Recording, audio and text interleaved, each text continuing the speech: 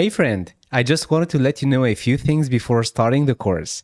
First off, this is not a course for beginners. I assume that you have some basic knowledge of Unity and C#.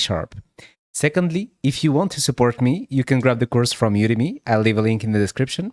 You will get access to the source code, the lessons are more organized there, and you can actually better track your progress as I update the course. Thank you. Okay, enjoy the course. Hey guys, and welcome to this new course. In this one, we are going to try and reproduce the mechanic of Hexa sort. Okay, I really like that mechanic, so yeah, let's give it a go. So the first thing we want to do is grab the starter pack. You can find it as a resource attached to this lesson. So let me grab it and come back to you. All right, here it is. So it contains some elements. Let's import it. We can then have a look at what's inside. Here we go. So, we've got some really cool stuff in here. We've got two really useful libraries we are going to use, Lintwin and Naughty Attributes. Of course, you're already familiar with these if you've taken one of my courses.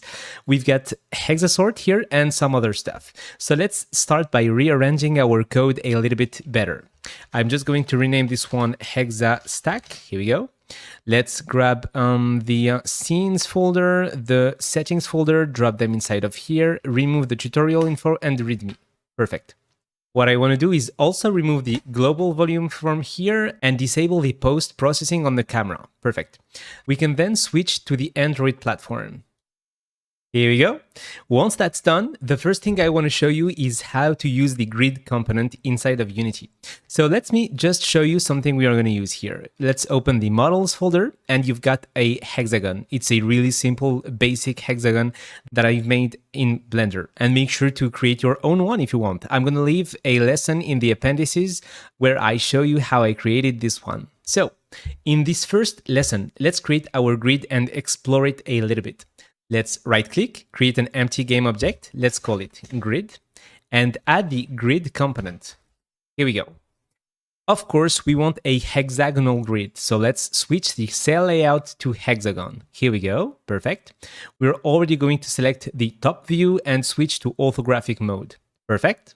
Let's now create our first hexagon and see how this grid behaves.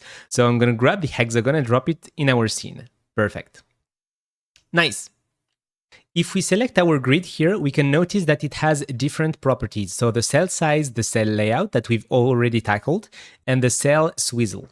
Let's tackle the cell size first. For now, it's 1 by 1 by 1.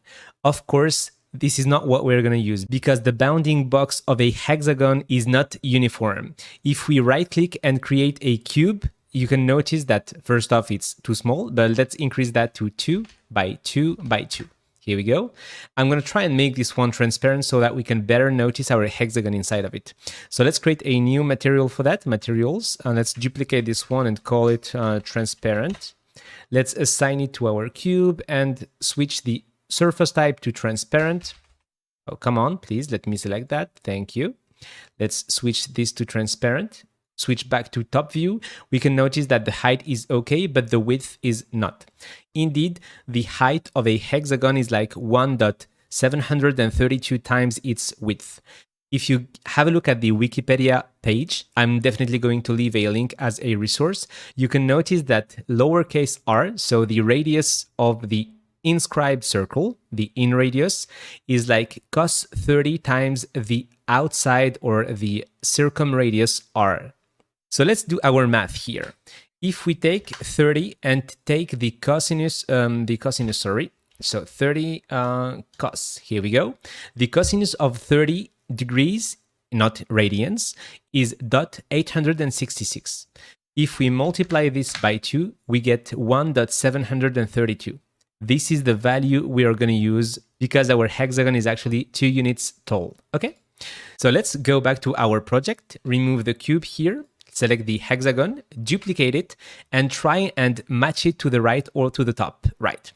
And let's move it by 1.732 units. We can notice that this is exactly where it should be. Okay, for the z-axis, it's gonna be a little bit different. Let's duplicate this one and try and match it. So we can notice that it is something like 1.5 and 0.879. So this is actually 1.732 divided by 2. And this the value for the z-axis is 1.5. But our grid will manage this correctly, okay? So let's try that. We're going to select our grid and set the cell size to 1.732 and 2 along the y-axis because I actually want to use the xy, not the z-axis. So we need to change the swizzle here to xzy. And I'm going to show you why in, no pun intended, in 1 second. And to test that, let's create a little script here. So let's create a scripts folder. Here we go. So folder scripts. Right click, create a new C# script. Let's call it grid tester. Here we go. We are going to attach this script to our 3 hexagons here. So let's do that. Boom. Let's open it. And inside of here, we are going to need a reference to our grid. So serialized field, private grid. We are also going to use the not yet attributes. So using not yet attributes, perfect. And we are going to create a another setting, actually. Yeah, we want the position of this hexagon on the grid. So let's call this header settings, serialized field, private vector2 int. It needs to be an integer because it is a position on the grid. Let's call this one grid pause. Here we go. And now let's create a method that we're going to call whenever we change this grid pause. So private void grid, or maybe update grid pause. Here we go. Transform that position will be equals to grid dot cell to world. Here we go. We can pass in a vector3 int, so it will be the cell position, and this method will return a world position. So cell to world with our grid pause. Perfect. This is now a vector2 int, so we can actually convert this one into a vector3 int or cast the vector2 int to a vector3 int. Okay. So let's actually use the expression bounded statement here. We are only going to use this line, and we are going to call this one whenever we change our grid pause. So we can use the not yet attributes for that. On value changed, let's call this method. Here we go. So this is the script that will help us test our grid here. Let's go back to Unity. We will need to specify the grid for our 3 hexagons here. So it's quite simple. And what's cool with that is that we can now change the value of our grid pause and it gets updated even though we are not playing the game. So let's set this one to 0. Perfect. This one can be equals to 1 and 0. And this one can be 0, 1. Perfect. Let's create another one and change these values. What about 2? Okay, 3. 4, and so on. So we can notice that our values here were correct. We need to increment by 1.5 as we go along the z-axis. Okay, so if this was 2, it would be 3. So 1.5 times 2. What about 3? 4.5, and so on. Okay. I hope this is clear. If you want to use the base unit, like it's the case for cubes, let me just reset a simple cube. So reset this boy. You can select the hexagon here, select the mesh, and change its scale factor to half. Okay, let's apply the changes. Perfect. We will definitely need to change this one to boom divided by 2, and this should be 1. Let's select our boys here and update them. Oh, we can't update them all at once. So let's update them one by one. Here we go. 1 for this one, 1 for this one, and 1 for this one. Here we go. So now we're actually using base units. You decide, it's your choice. I like to keep a scale factor of 1 here. So yeah, this is what we're going to do. So let's set this back to 1732. Like so, and 2. Perfect. We can update these. Boom. Here we go. Here we go. And finally, this last one. Boom. Perfect. Let's remove the cube. And I think we are good to jump to the next lesson where we are going to create our grid. And it's going to be cool because I'm going to show you how to procedurally create it. See you in the next one. Welcome back, guys. In this lesson, we are going to procedurally create our grid. Okay, let's do that.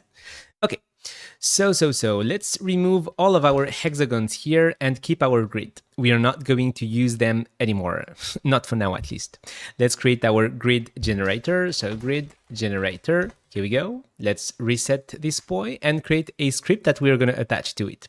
So create a C# script, grid generator. Perfect. Once it's done compiling, we can grab it and attach it to our game object, then open it. Nice. So we will need two things here. We will need a reference to our grid, so let's add it. Like so, serialized field, private grid.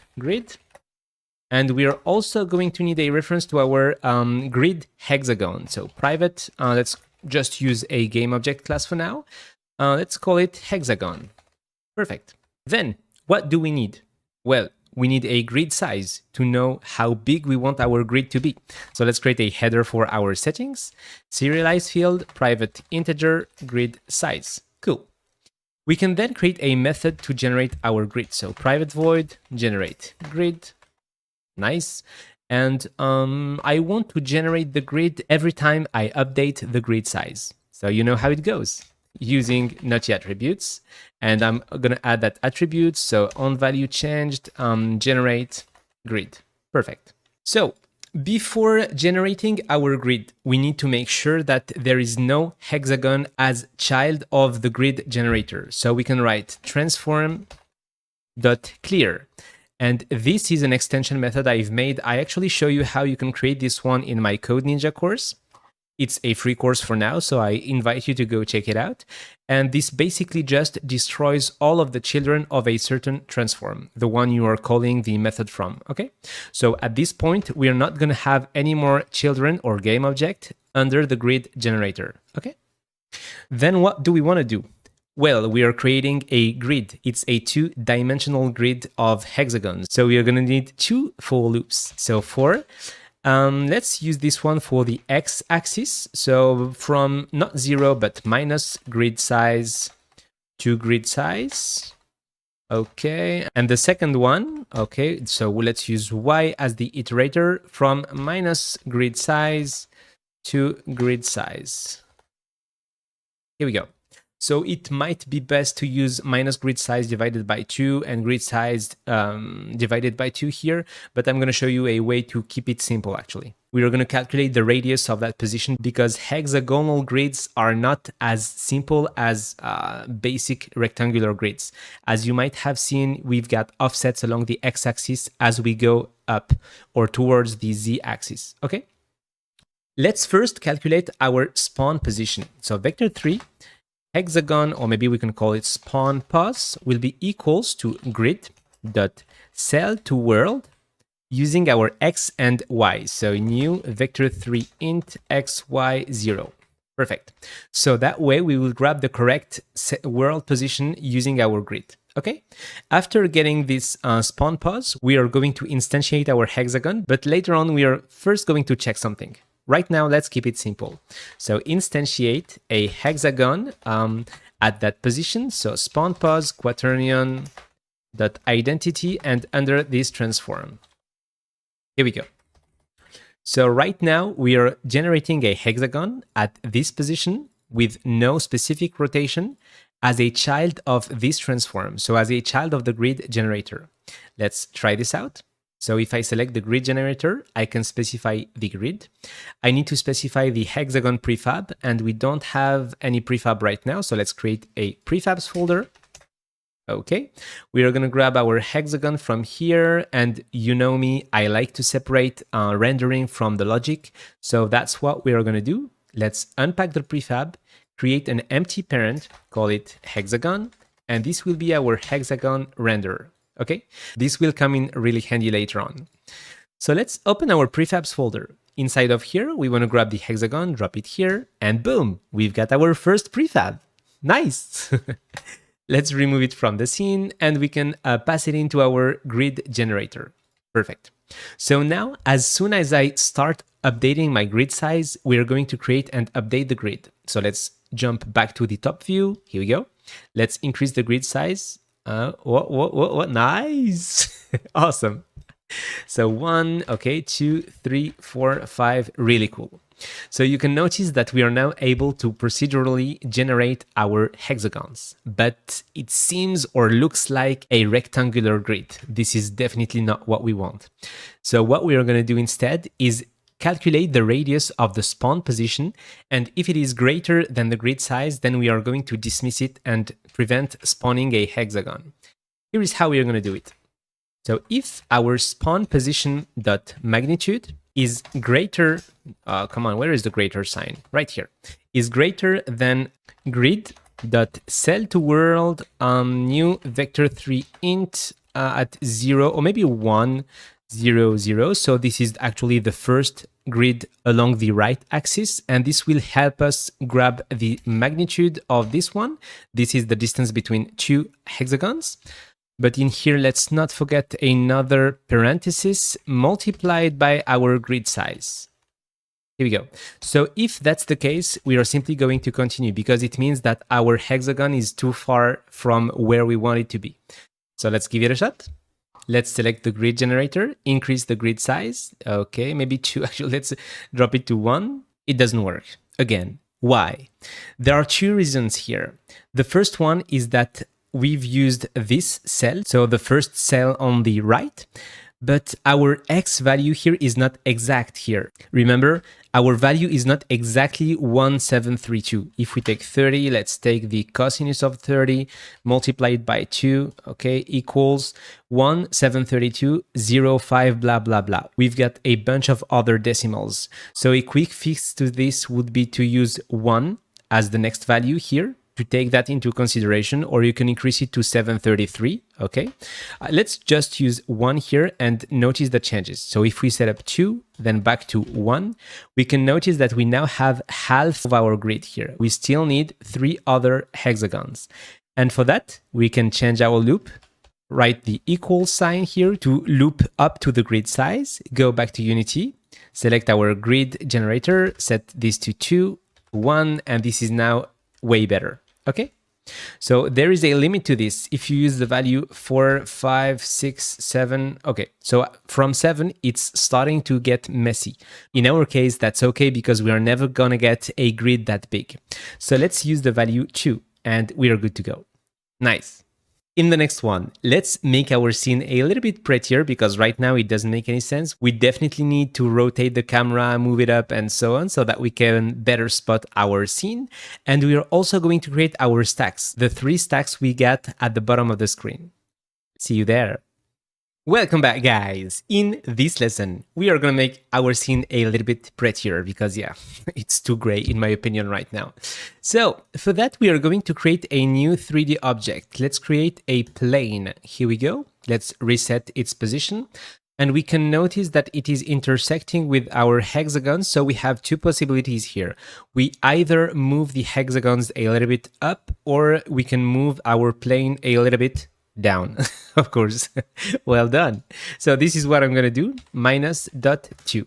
I think we are now good to go. Is it okay? Yeah, I think -.1 is actually enough because our hexagons right here have a depth of 0.2. Okay, perfect. Nice.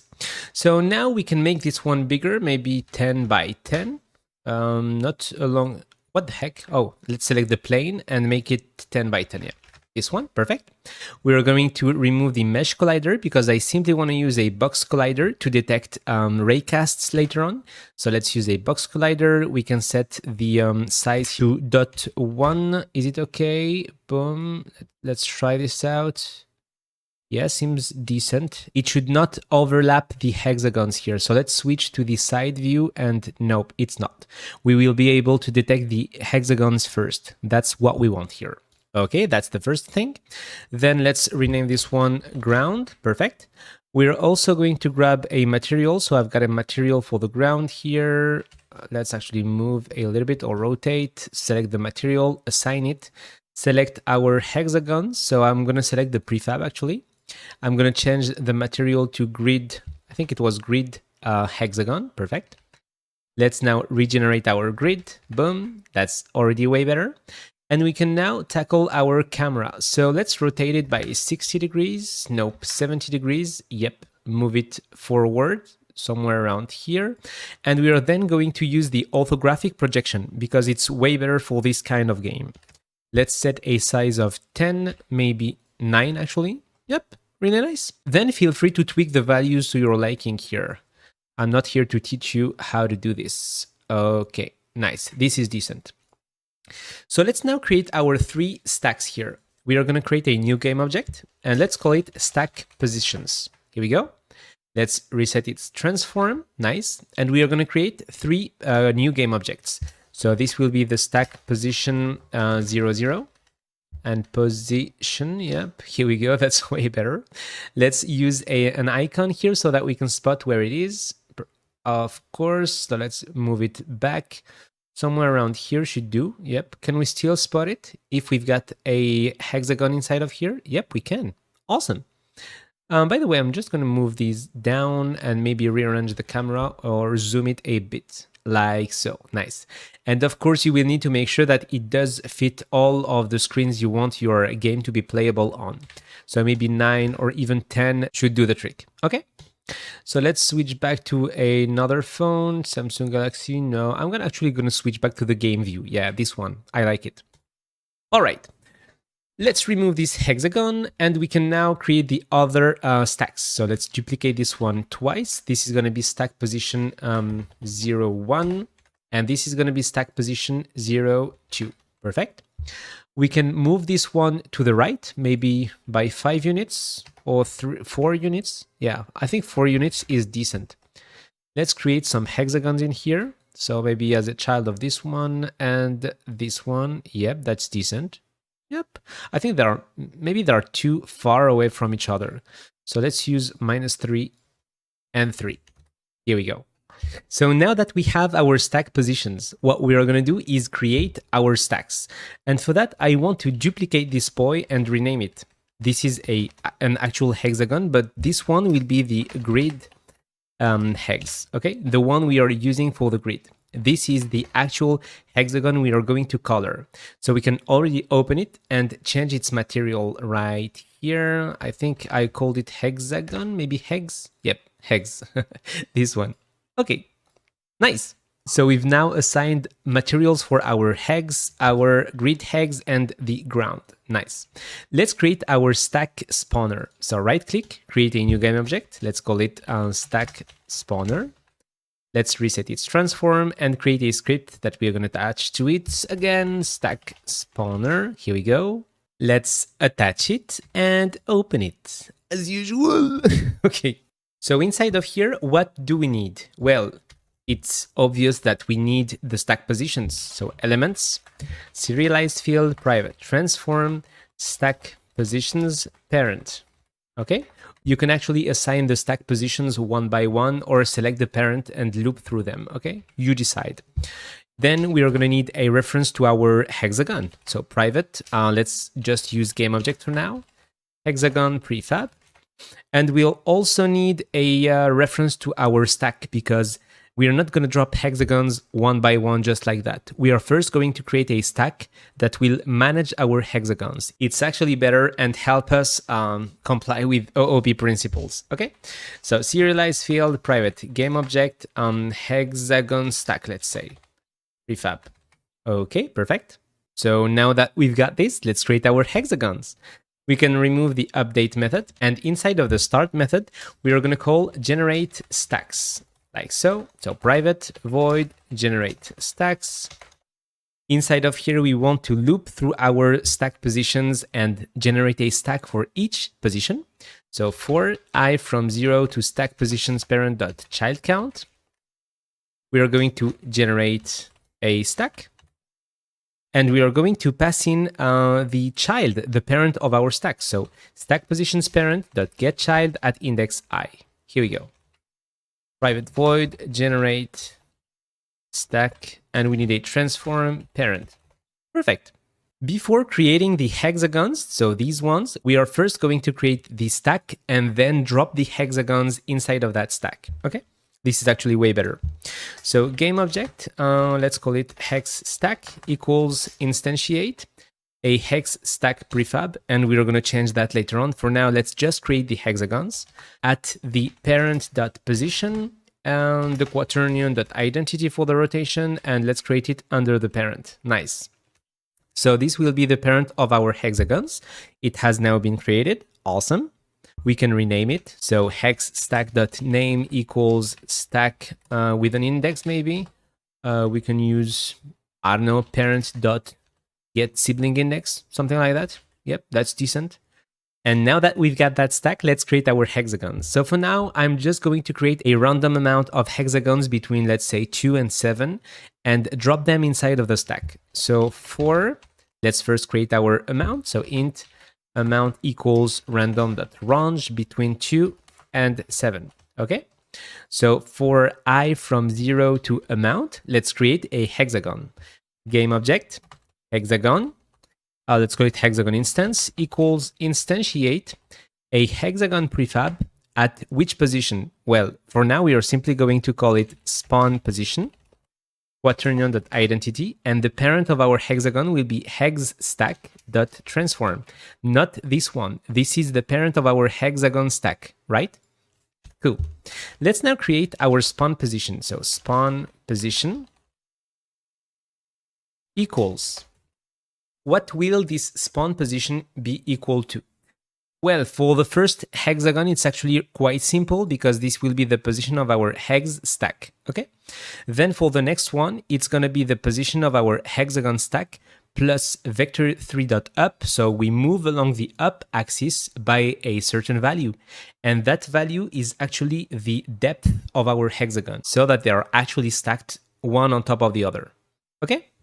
So here is how we can do it. Vector3, hexagon, local pause, because calculating the local position of the hexagon is actually quite simple. As I've told you, it's vector3.up times I times .2, because I know that one hexagon is .2 deep, okay? Then to calculate the actual spawn position, what we can do is write hexstack.transform point, and this will calculate our world space position, taking the local space as an argument. So transform point, hexagon local space, local pause, not space. Here we go. So we are now creating a hexagon one on top of the other normally. So let's try this out. Right now, we are not going to color them, okay? So let's specify our elements right here. We've got the stack positions parent. We need the hexagon prefab, so we can lock the inspector or right click and select not edit script, but properties, like so. Perfect. Prefabs, let's unlock the inspector. Prefabs hexagon, and we also need a prefab for the stack. So let's actually create a new game object. Let's call it hexagon stack. Let's reset its transform and drop it inside of the prefabs folder so that we can configure it later. So let's use it. Here we go.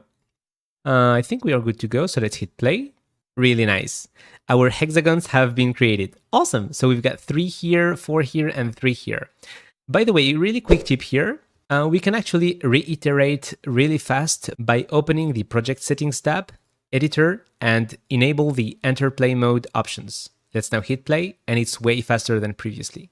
Okay, so we've got 1, 2, 3, 4, 5, 6, 3, and 2. Again, boom, just to test it out. Yeah, that's working really well. Awesome. Cool. So in the next one, we are actually going to color these hexagons, and it's going to be nice. See you there.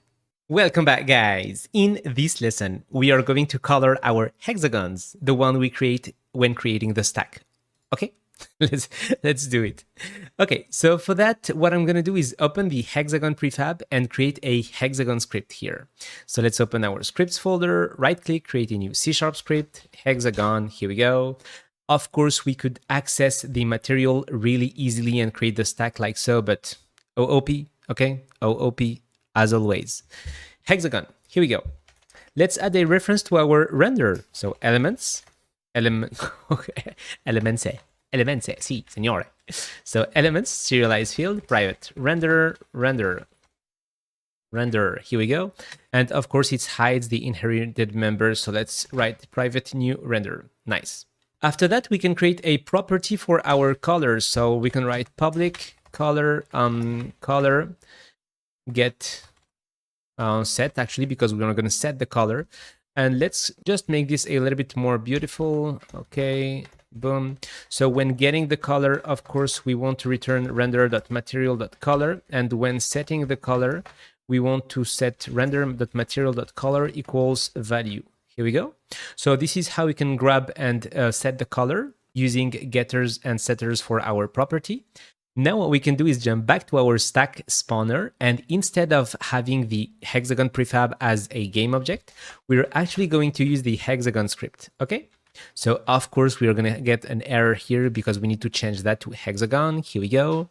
But what's cool about that is that we can now access the color property. So hexagon instance.color equals blah, blah, blah, okay? So what we're gonna do is create an array of colors. Let's create a settings header. Okay, serialized field, private color, colors. Nice. Before creating the stack, we can select a random color. Again, this is not the final way we're going to do things, but let's proceed step by step. Color, stack color equals colors at random.range between 0 and colors.length. Here we go. So this is a random color. Let's use it on our hexagon stack color. Perfect. Now we should be good, I think. So let's go back to Unity. Let's set up our renderer. Here we go. Let's also set up our colors. So I'm going to use 3 colors, let's say. This one, and this one. Here we go. Let's hit play. Boom. We've got an error here because I forgot to set up the hexagon prefab as usual. I always forget these kind of things. We've just changed the type of the hexagon. Of course, it's not going to work. But now, boom, it works. Again and again. And again. Awesome. So this is now working really well. Cool. And by the way, while I'm here, I'm going to change this lighting. So 6000K, here we go. I also want to set the intensity, keep it to 1, but the shadows should be like half strong or something like that. Let's actually hit play again. Yeah, this is already way better. Cool. Okay, so we are now able to color our stacks. Let's go one step further. Each stack should contain 1 color or 2 colors, but we should definitely not set a random color inside of here when creating the hexagon. We are actually going to pick 2 colors and create, let's say, 2 or 3 hexagons of the same color, then switch to another color and create again 2 or 3, or I don't know, it's going to be random, but hexagons of that second color, okay? So here is what we're going to do. We are going to create a method that will help us grab these colors. So private color array, get random colors. And you will understand how helpful this is. So first off, let's create a list of color. Let's call it color list actually, equals new list of colors. Okay. We can add all of our colors at start. So color list dot add range colors. Perfect. So at this point, we have a list of colors containing our colors. For now, nothing changes. But here is what we can do. We can use link, using link, system.link actually. System.link, here we go. And let's pick a random color inside of that list. But first off, we want to make sure that we have at least 1 color. So if color list.count is less or equals to 0, we're going to debug.log error. No color found, something like that. And then let's return null. Okay. But if we've got some colors, color, first color will be equal to color list dot order by, and inside of here, we want to shuffle our colors. So we can write x gives random dot value. Here we go. And from that shuffled list, we want to grab the first element. So dot first. Here we go. So basically, we've got our color list, we shuffle it and grab the first element, okay? Then what we can do is remove that element from the list. So color list.remove first color. Here we go. Once that's done, again, we're gonna check. If we don't have any more colors, no color found, or maybe only 1 color was found. So only 1 color was found. Here we go, perfect. But if we've got more than 1 color, of course, we can grab another one. So color, second color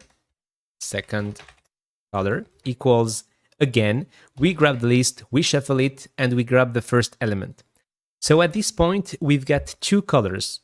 We can return an array containing these 2 colors. So return new color array containing the first and second color. That is so cool. And just like that, we make sure that we always grab 2 random colors from this array. I hope this is clear. If not, please leave a comment and I'm going to try and help ASAP. Okay. So once that's done, let's jump right here just before the loop. We are calculating an amount of hexagons we want to spawn, okay? So this is the total count or total amount of hexagons we are going to have.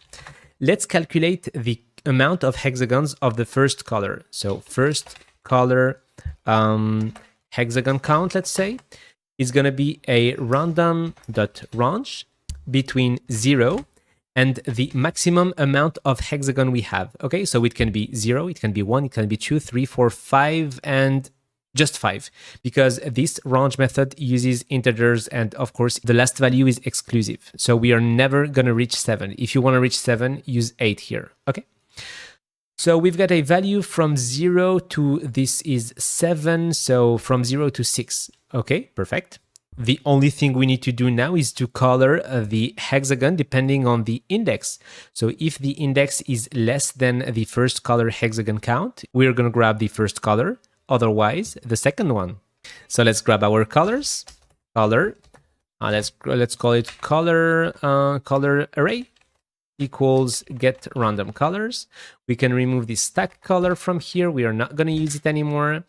But in here we can check if I is less than the first color hexagon count, then we are going to return color array at index 0. Otherwise, color array at index 1. As simple as it gets. And just like that, we are using 2 colors. Is that okay?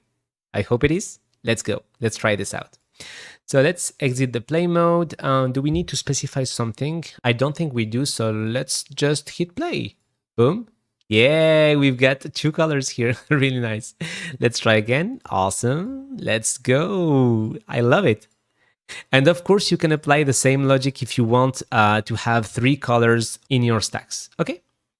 So really quickly, I'm also going to add a way to change this amount here. Let's drop this right here. So serialize field, private vector2 int min max hex count, and let's use a min max slider too. So not attributes.min max slider. The minimum value should be something like 2, and the maximum value, let's say, I don't know, 8. Yeah, like we've used down there. So it means that inside of here, we can grab a random.range value between minmax.x, minmax.y. Nice. And the minmax slider is really cool here because it makes our inspector a little bit prettier. Okay. So yeah, you can tweak these and yeah, have fun, I guess. Okay. So let's now hit play. Okay, boom. We should have amounts between 5 and 8 and 7 actually. Yep. Really nice. In the next one, let's actually better manage our stacks because right now we are simply adding the hexagons as children of the stack, but we don't have a way to actually manage them. So yeah, see you in the next one. Welcome back, guys. In this lesson, we are going to better manage our stack here. So let's create the hex stack script. Okay, let's go back to our scripts folder, create a new C# script, and let's call it hex stack. Nice. Let's attach this point to our prefab. So let's select our prefab and add the hex stack script. We can now open it. Nice. And the first thing we want to do is create a list of hexagons. And this is going to be a property so that we can actually grab these from other scripts. So public list of hexagon. And let's call it hexagons, of course. Get private set. Really cool. What we can do is also add a way to add hexagons to that list because remember, in our stack spawner right here, we create the hexagon, so we definitely want to add it to the list in our stack, okay? So let's proceed step by step. First off, let's replace the GameObject class here by the hex stack one, okay? We can now use it right here. So we spawn a stack, really cool. And what we want to do after spawning the hexagon, we can actually color it first and then add it to the stack. So hex stack dot, let's say, add hexagon, or simply add our hexagon. So hexagon instance. Hexagon, well, come on, here we go. So let's now create this method inside of our hex stack script right here. Public void add. It should take a hexagon as an argument. Hexagon, really cool. And inside of here, we want to add the hexagon to our list. So hexagons.add hexagon. Nice. But first off, we need to make sure that our list has been initialized. Otherwise, we will have an error. So if our hexagons list is null, we need to create it. So hexagons equals new list of hexagon. Here we go. So let's try this out. We're going to go back to Unity. And let's not fall in the trap twice. So we have a type mismatch right here. It means that we need to log this boy and grab our stack, drop it here. Let's now hit play. If we select this stack, so stack number 1, let's actually unlock the inspector and switch to debug mode.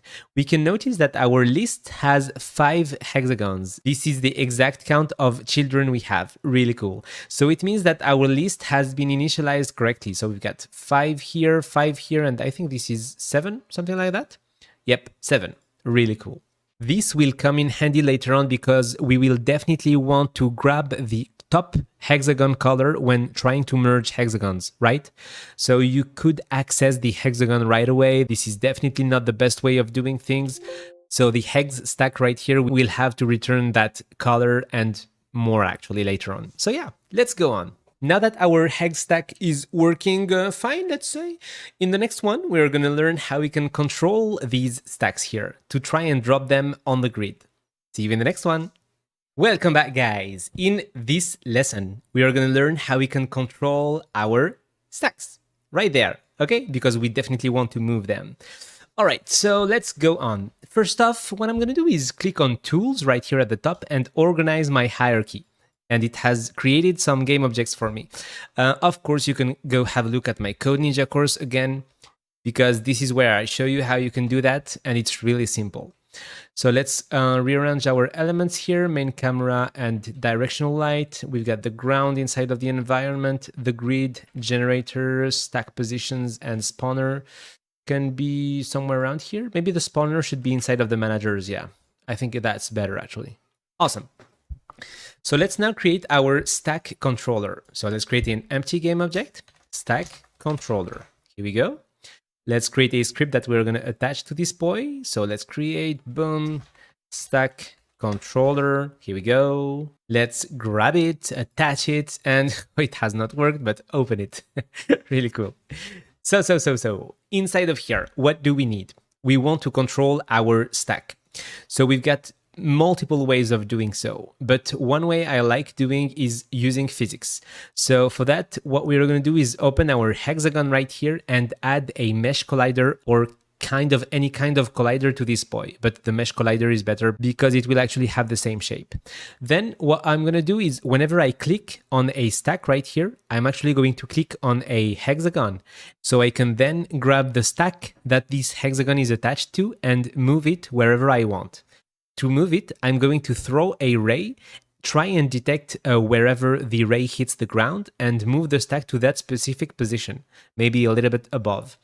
And if we hit a grid cell, again, it means that we will need to attach a collider to our grid hexagons here. Then I'm going to check if it's occupied or not. If it's occupied, so if it already has a stack attached to it, between parentheses, we can deduce that we are going to need to track if a grid cell has a stack. So either transform.getChild0 or by having a specific script for that. And I don't remember the beginning of my sentence. Come on, this sentence is too long. But anyway, you get the point. Raycasts, okay? So let's do that. Boom. No. Let's stay here first. We are first going to attach a mesh collider to our hexagon. And for the mesh, I'm going to select the hexagon mesh. Here we go. We can set this one as convex to save some performance. Nice. And what I'm going to do is also create some layers here. We are going to need 3 layers. One for the actual hexagons, so hexagon. One for the ground and one for the grid cells, so grid cells or grid hexagons. Okay, nice. Now what I can do is select the hexagon right here and switch its layer to hexagon. Yes, change the children too, even though it doesn't matter. Okay, so now our hexagon is inside of its own layer. We can jump back to our stack controller and set a layer mask. So let's create a header for the settings, serialized field, private layer mask. Let's call it hexagon layer mask. Yeah, something like that. Or hex layer mask, you decide. Okay.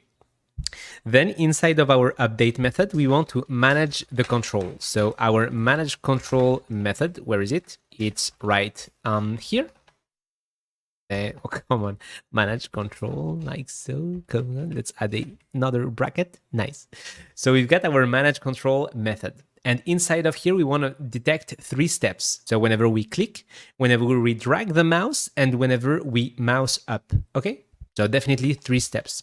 If input dot get mouse button down 0, do something.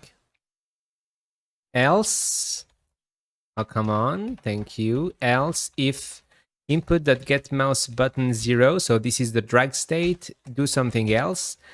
Else, if input dot get mouse button up, do something else. Really nice. Let's now create these do something else methods. So inside of here, it's going to be manage mouse down. This one will be manage mouse drag, let's say. Yeah, mouse drag. And finally, manage what? Manage what? Manage mouse up. Come on, follow along. Thank you. So let's now create these methods. Boom. Here's the first one. I'm using quick actions here. So Alt Enter or Option Enter on Mac. Let's remove the exceptions. And we are now good to go. Perfect. Let's tackle the first step here. Whenever we mouse down. Inside of here, we want to throw a ray. So raycast hit, physics.raycast. We need to specify a ray to our raycast. So let's use camera.main.screen to ray with the input.mouse position. Okay? This will throw a ray from the camera to wherever we are pointing. Then we are going to output the data of our hit into our raycast hit. So out hit. We can also specify a max distance. So let's say, I don't know, 500, something like that. You can also use float.max value if you want a maximum distance or infinity. I think it's positive infinity. Yeah, something like that. But yeah, doesn't matter. So let's set it to 500. And finally, we want to detect inside of our hexagon layer mask. Nice. So now whenever we click down our mouse, we're going to throw a ray from the camera to wherever we've clicked and store the data of our raycast hit inside of this variable. What we can do at first is return if we don't detect anything. So if hit.collider equals null, debug.log, we have not detected any hexagon. Yay! So let's return. Let's try this out. So let's go back to Unity. Let's exit the prefab mode, select our stack controller, and select our hexagon layer. Awesome. We can now hit play. And if we click on the ground, nothing has been detected. Let's clear the console. But if we click on a hexagon, and now I'm clicking actually, okay? You can hear the clicks, I think. Nothing is being written. Why? Because we are actually detecting hexagons here. Really cool. So if that's the case, we can do 2 things. 1, store the stack we have clicked. And 2, store its current position, okay? So the initial position of the stack before it is actually clicked. So here's how we can do it. Current stack, let's say initial pause, equals the current stack. So let's actually store it first. So current stack. Not initial pause, but this one equals hit.collider. This is a hexagon. So now you have 2 ways of grabbing the stack. You can either grab it from here. Whenever you create the hexagon, you can add a configure method, pass in the stack, and so on. I think it's actually better to do so. Yeah, I think that's what we are going to do, yeah. Yeah, definitely. So quick parenthesis here. Let's do that. Whenever we create the hexagon, we're going to call the hexagon instance.configure and pass in our hex stack. Okay, so hexagon stack, where it is, I think it's hex stack. Okay, awesome. So let's now create our configure method. Let's open the hexagon, public void configure with a hex stack. And inside of here, we can write hex stack. Yeah, this one equals hex stack. Yep. And create a property for our hex stack. It's a lot of hex stacks. I'm sorry for that. You can call it George, you can call it Brandon, you can call it whatever you want. So yeah, public hex thingy, hex stack. Let's create a getter and a setter. So get private set. Nice. We can now grab it from our stack controller right here. So hit that collider. We know that this collider is a hexagon. So that get component of type hexagon dot hex stack. So now let's create this hex stack. Okay, I'm gonna turn crazy. Private hex thingy current hex stack. Here we go. We can also create the initial pause. Private vector3 current hex stack initial pause. Nice. So what have we done right here? Why do we have an issue here? Current hex stack. Oh, current stack. Oh, okay, I see. Yeah, let's actually rename it current stack because we know that we are dealing with thingy stacks. So let's also use this here. So let me recap because we've done a lot here. I'm sorry, but yeah, this is actually really simple. Let's first store the position here before I go too far. So yeah, whenever we click, we store the data of our click inside of the hit here. So this is a raycast hit. Then if we've hit something, we grab the hexagon component and grab the hex stack attached to that hexagon, because what we've done right here is configured the hexagon with its parent. So the hex stack he's inside of. Inside of the hexagon script, boom, right here, our hex stack is actually a property. So when we configure it, we store the value inside of the property so that we can grab it whenever we want to control our stack. I hope this is clear. If it's not, please leave a comment. I'm going to try and help. But another way you could have done that is by adding a collider to your stack, something like that. Maybe a really tall collider. I don't know if this is a good solution. It might be a good solution because we only control the stacks from here, actually, not from the grid itself. So yeah, you can add a really tall collider to the stack whenever you inside of the prefab, actually, and use it to detect clicks. Yeah, I think that's going to work. Maybe I can try this method too. Let me know if you want to see me use that method too. I think you can do it on your own, but if that's not the case, let me know. I'm going to try and add a lesson for that. Okay, let's go back to our script here. I think this is good for this one. In the next one, let's complete this stack controller. See you there. Welcome back, guys. In this lesson, we are going to complete our stack controller, hopefully. Let's go. Let's go. Let's do it. Come on. Enough fluff. So in the previous one, we've tackled the mouse up. Now we need to tackle the mouse drag. So same thing. We need to raycast and see if we've got something in here. And this one is a little bit different. Why? Because if we've clicked and we haven't detected any current stack, or any stack actually, no need to do anything else. So we can add some conditions inside of our manage control method. So if input.getMouseButton 0, so if we are currently dragging and the current stack is different than null, then we want to do this, or call the manage mouse drag method. Otherwise, no need to do so. Same thing here. Current stack is different than null. Cool. So at this point, we know that we are dragging a stack. We need to know where we want to drag it to. So for that, we are going to use, again, another raycast. So let's drop this.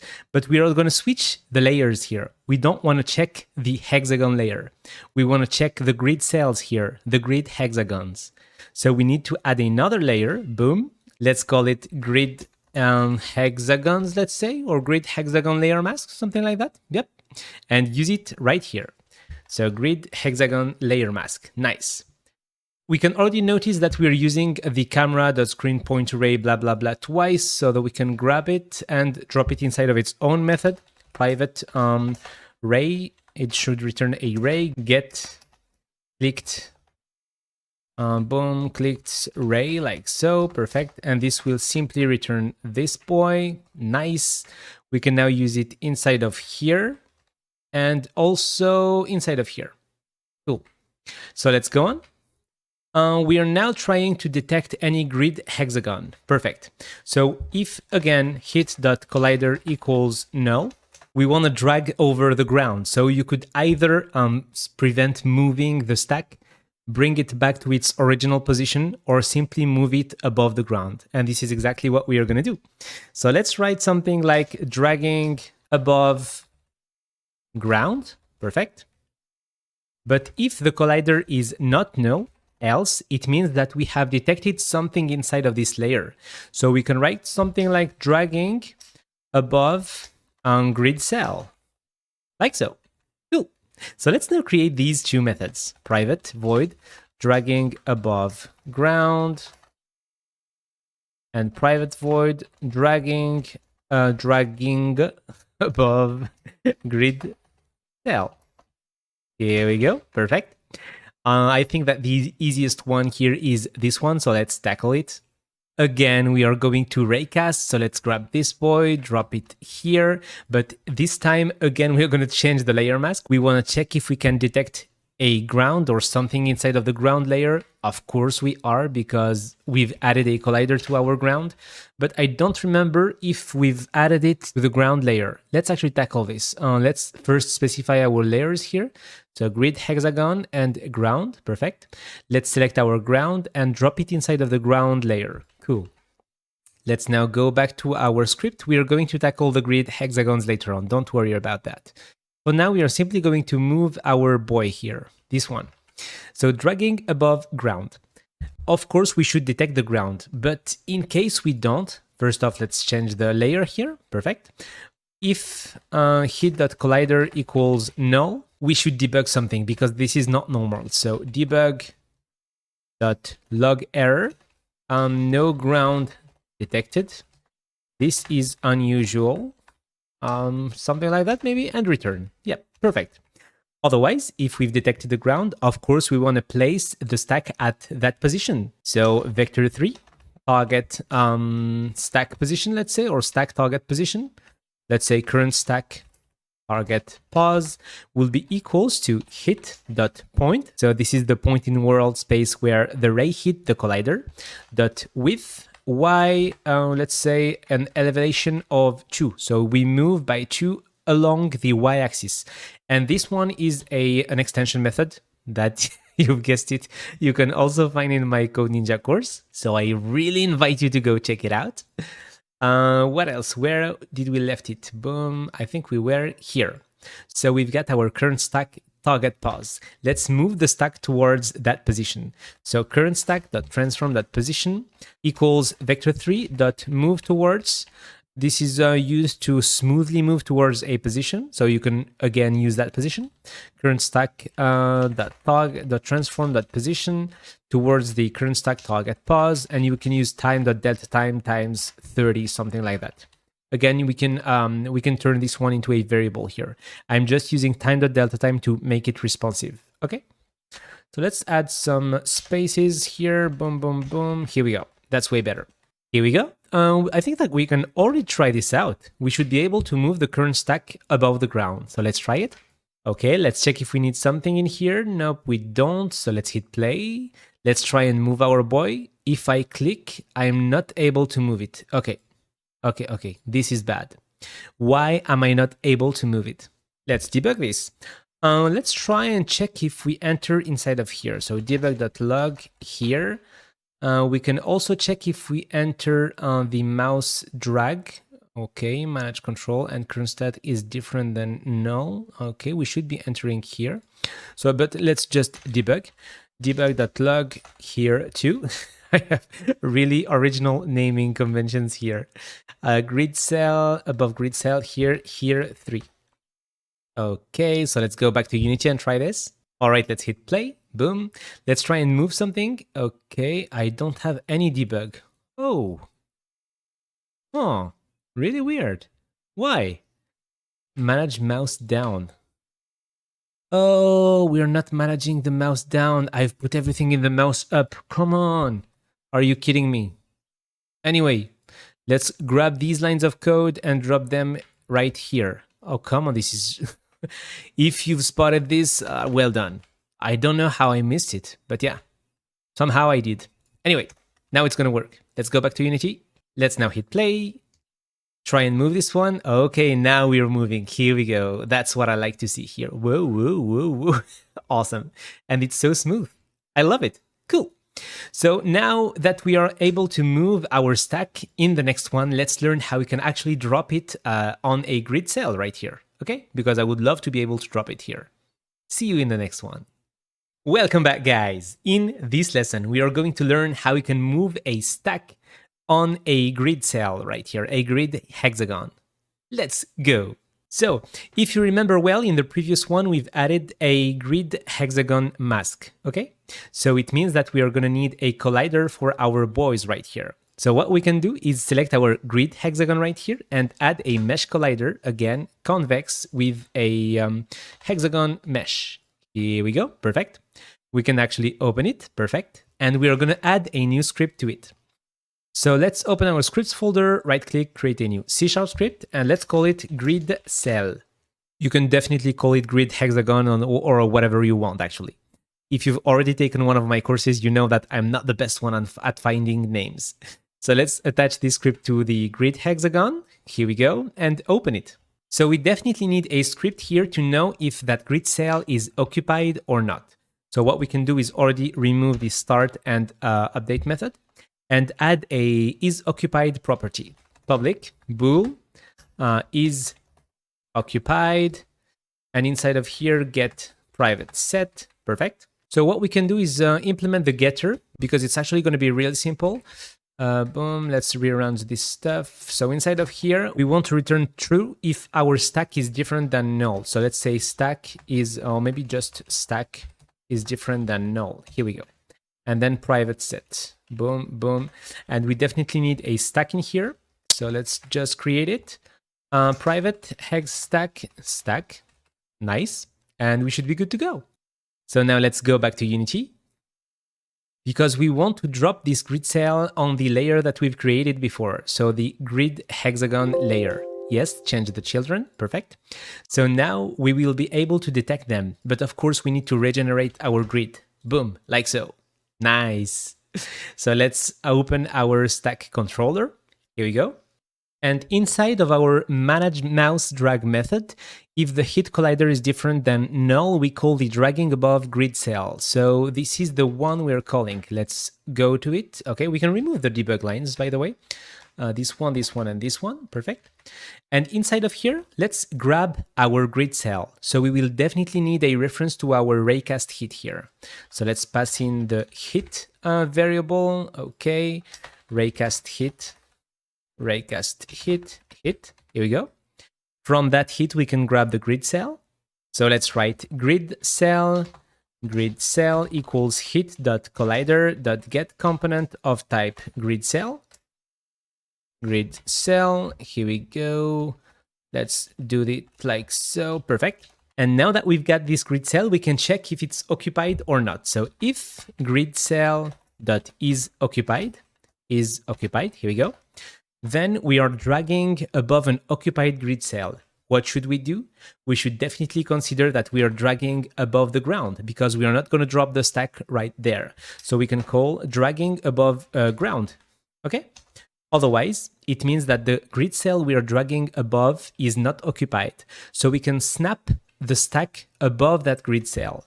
So let's call something like dragging above non-occupied grid cell. Here we go. And pass in the grid cell. So grid cell. Let's create this method, public void. Let's copy this name, drop it here. Grid cell. Perfect. Let's set up the target position of our current stack. So let's grab this line, drop it here. And we can grab the grid cell position. So grid cell dot transform dot position with position, not parent. Come on. Position with y equals 2. Perfect. Just to place it above that grid cell. We are not going to drop it yet. We are going to do that in the manage mouse up method. And yeah, now that we've got that position, we can jump or move the stack to it. So let's use this method. But our current stack target pose, oh, it's actually the same. Really cool. So let's try this. let's go back to Unity. And of course, all of our grid cells now are not occupied, so we will be able to snap above all of them. And this is exactly what happens here. You can notice that the stack is snapping. Let's switch to top view. Here we go. Yeah, really cool. Awesome. And if I'm not above a grid cell, I can move freely. So this is a way of doing things. What you can do is like the original game. I think that the original game allows you to move freely, but highlights the tile that you are above. So in this case, this one should be highlighted here. I think that the color should be something like that, but of course we need another material or create a material instance. All right, so now that we've got this, let's change the color of this material. Come on, why did I change it? Here we go. Awesome. So in the next one, what we're going to do is snap our stack on a grid cell if it's empty. And yep, should be nice. See you in the next one. Welcome back, guys. In this lesson, we are finally going to snap our stacks to the grid cells. Finally. Come on, let's go on. And then, yeah, the most difficult part of this mechanic here is actually the merge mechanic. But we're going to tackle this step by step and it's going to be okay. Everything's going to be all right. Just trust me. Trust me, bro. Okay, let's go on. So inside of here, what we need to do now is manage the mouse up method. Okay. So inside of here, what do we want to do? Well, first off, we need to check if we've got a target cell or not. And how can we determine that? Well, when dragging above a non-occupied grid cell, we want to cache the current grid cell we are above. So something like target cell equals grid cell. Okay, so let's create that target cell. We can create another header, yeah, for data or for anything else. Private grid cell, target cell. Here we go. So now we've got that target cell whenever we are above 1, but we definitely need to set this to null if we are not above a grid cell or if we are above an occupied grid cell. So inside of the dragging above ground method, like so, I think that we can add it right here. After moving the current stack, we can write target cell equals null. Perfect. So now we are only going to have a target cell whenever we are above 1 that is not occupied. So if the player releases its click, so either on a mobile phone or using the mouse, we want to move to that grid cell and set it as occupied. Okay? So if target cell equals null, first off, let's tackle this case. If we don't have any target cell, we want to move the stack back to its original position. So current stack.transform.position equals current stack initial pause. We want to reset the current stack, so equals null, and we want to return. Okay? Then if we reach this point, it means that the target cell is not null, so we need to move to that target cell. So current stack.transform.position equals target cell.transform.position with a certain offset along the y-axis. So y, let's say 0. Here we go. Because the target cell is at, let's double check first, but I think that the target cell, no, it's at 0. Yep, this one is at 0 and this one at 0. So we want to move up by the depth of our hexagon, so .2. Here we go. And now that we've moved our current stack, we can drop the stack as a child of the target cell. So current stack.transform.setParent target cell.transform. Perfect. And we also want to assign the stack to the grid cell here stack, okay? So this should definitely be a property here, or we can create a method to manage this. So public void assign stack hex stack, here we go. So this.stack equals stack, really simple. Now we can go back to our stack controller. There are too many stacks, it's bothering me.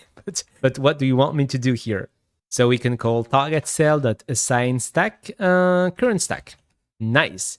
So at this point, we've moved the stack, we've dropped it as a child of the target cell, and we've assigned it, okay? So you could actually use this logic or set it as a child inside of the assign stack method. That's also working, but let's first try and make it work here. So after this is done, what we are going to do is set the target cell to null because we're now done with it, and also our current stack. So current stack equals null. Cool. We still have to manage things here, but let's go step by step and try this first. So I don't think we need to specify anything here. Everything should be okay. Let's grab this boy, drop it here, boom. Awesome. We are now able to drag and drop stacks. Really cool. Let's try and drop it next to it. Perfect. And this one above them. But I can't because this one is now occupied. If I select the grid cell, here it is, nice. Let's switch to debug mode. We can notice that indeed this stack here is not null. Really cool. But we can still drop it next to it, of course. And here is the issue I told you about. I'm still able to move the stacks here. And if I move it, of course, these are occupied, so I can't move it there anymore. This is really bad. So yeah, let's prevent the player from moving the stacks that are already placed. For that, we are going to switch back to normal mode. Let's go back to our script here. And to disable the colliders, we are going to create a new method inside of the stack. So current stack.place. Here we go. Let's open our stack and create the place method. So public void place. Here we go. And inside of here, we want to disable the colliders of our hexagons. So what we can do is loop through all of them. For each hexagon in hexagons, hexagon.disable collider, something like that, disable collider. Here we go. Let's now open our hexagon, add a reference to our collider. Boom, boom, like so, collider, collider. Let's create the disable collider method, by the way. So public void disable collider. Let's use the expression body statement here. So collider.enabled equals false, or we can destroy it if you don't need it anymore. So yeah, you decide, okay? You decide whatever you want to do. So now let's go back to Unity. We definitely need to specify our collider. So let's open our prefab, drag it and drop it here. Hit play, move this one towards the center. If we select the hexagons now, mesh collider is disabled. Really cool. I'm not able to move it anymore. That is so nice. Awesome. So we've tackled so much already. In the next one, let's actually spawn more stacks whenever we've dropped the 3 that we had. Okay? Really simple again, using actions.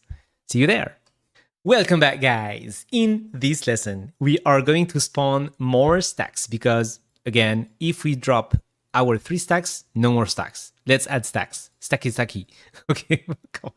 I'm getting crazy. Anyway, inside of our stack controller, we want to create an action. So we are already using the system library. Really cool. Let's create a new header for our actions. Nice. Public static action. We can actually, should we pass in a grid cell? Yep, definitely. Whenever we drop a stack on a grid cell, we are going to pass in the grid cell along with the action. So on stack placed. Okay. So now let's call or trigger this event whenever we assign a stack to a grid cell. So let's invoke with the target cell. Awesome.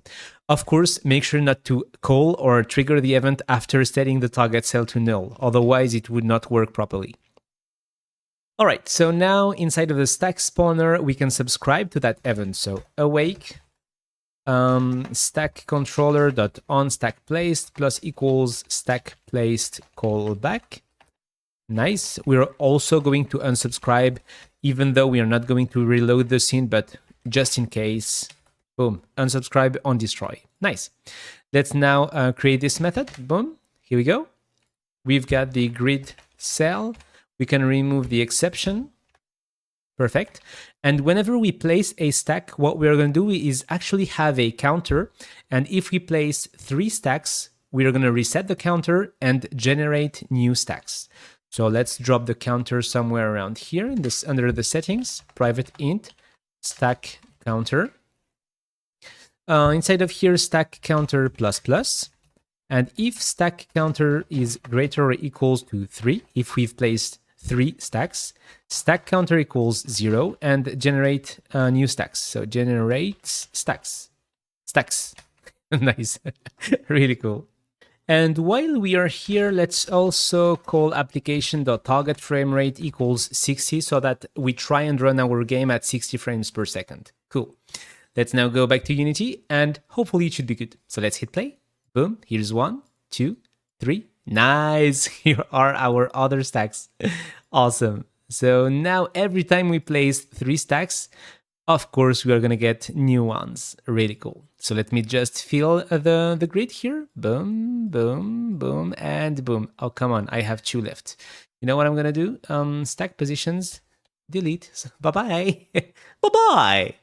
Anyway, now that we are able to place stacks and correctly know where they have been placed, we've got our grid cells. We know which stack is linked to the grid cell.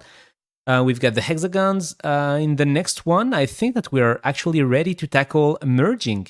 So let's jump right in.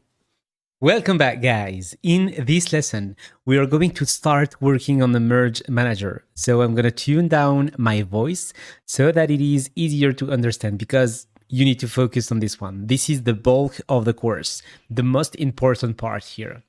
So let's create our merge manager. Merge manager. Here we go. Let's create the script that we're going to attach to this boy. So create a new C# script, merge manager. Here we go. Let's attach it to the merge manager and open it. Nice. Okay, let's do it step by step. First off, when do we want to merge or check if we've got something to merge? Well, the first case is when we drop a stack on a grid cell. So we already have an action for that, thankfully. Let's subscribe to it. So let's add the awake method. I think it was the stack controller dot on stack placed plus equals stack placed call back. Here we go.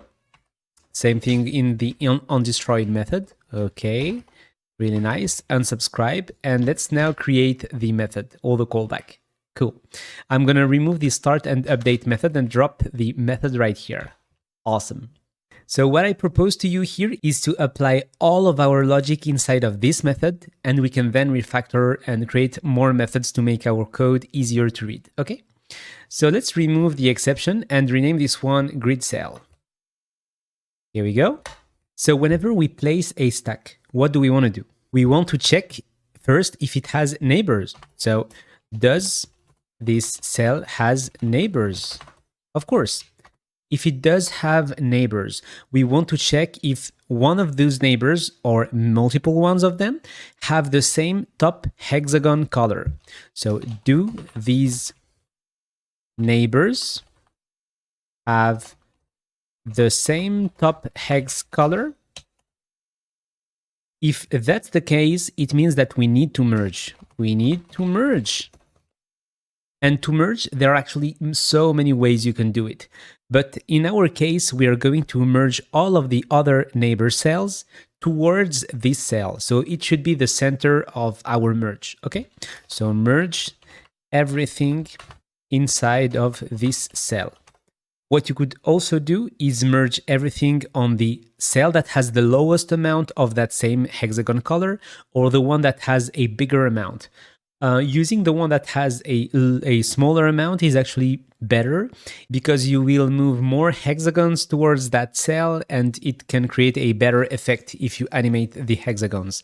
And we're actually going to animate them, of course. Come on, you know me. So now that we've merged everything inside of this cell, we need to check multiple things again. Is the stack on this cell complete? So does it have 10 or more similar hexagons?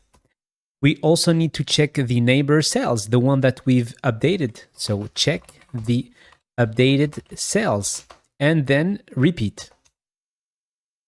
Repeat the operation, so repeat, okay?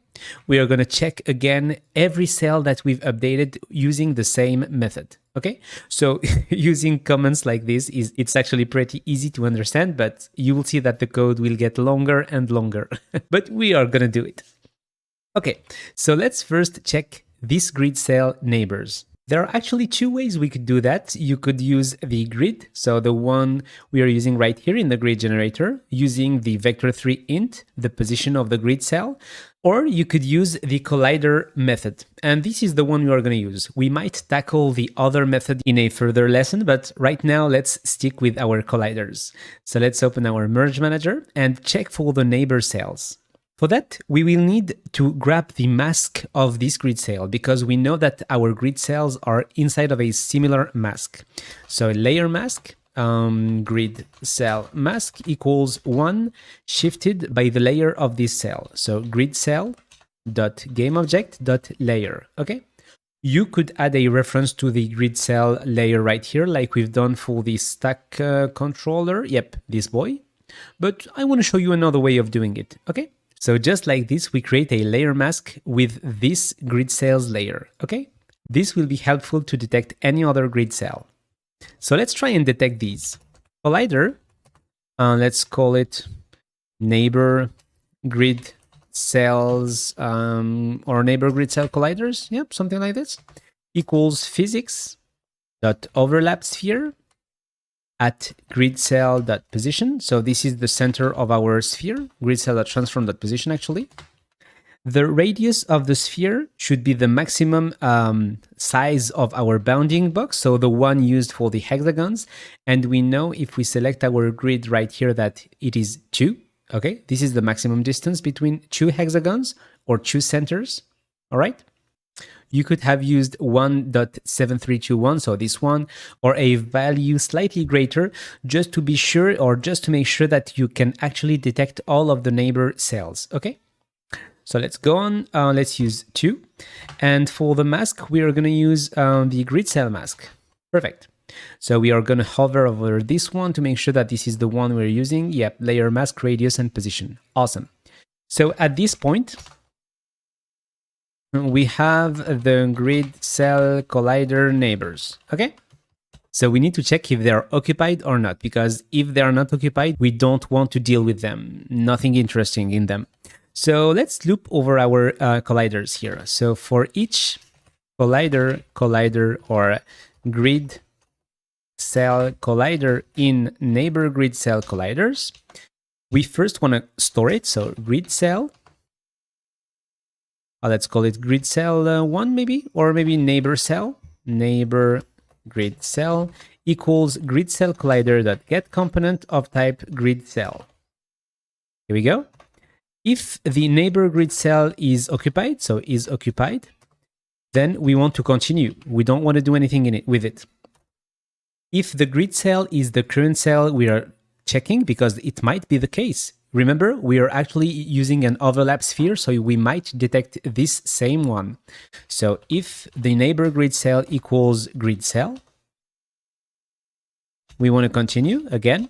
Otherwise, we are going to add it to a list. So let's create a list of grid cells. List of grid cell, neighbor grid cells equals new list of grid cell. Okay. So at this point, we can add the grid cell to the list. Neighbor grid cell.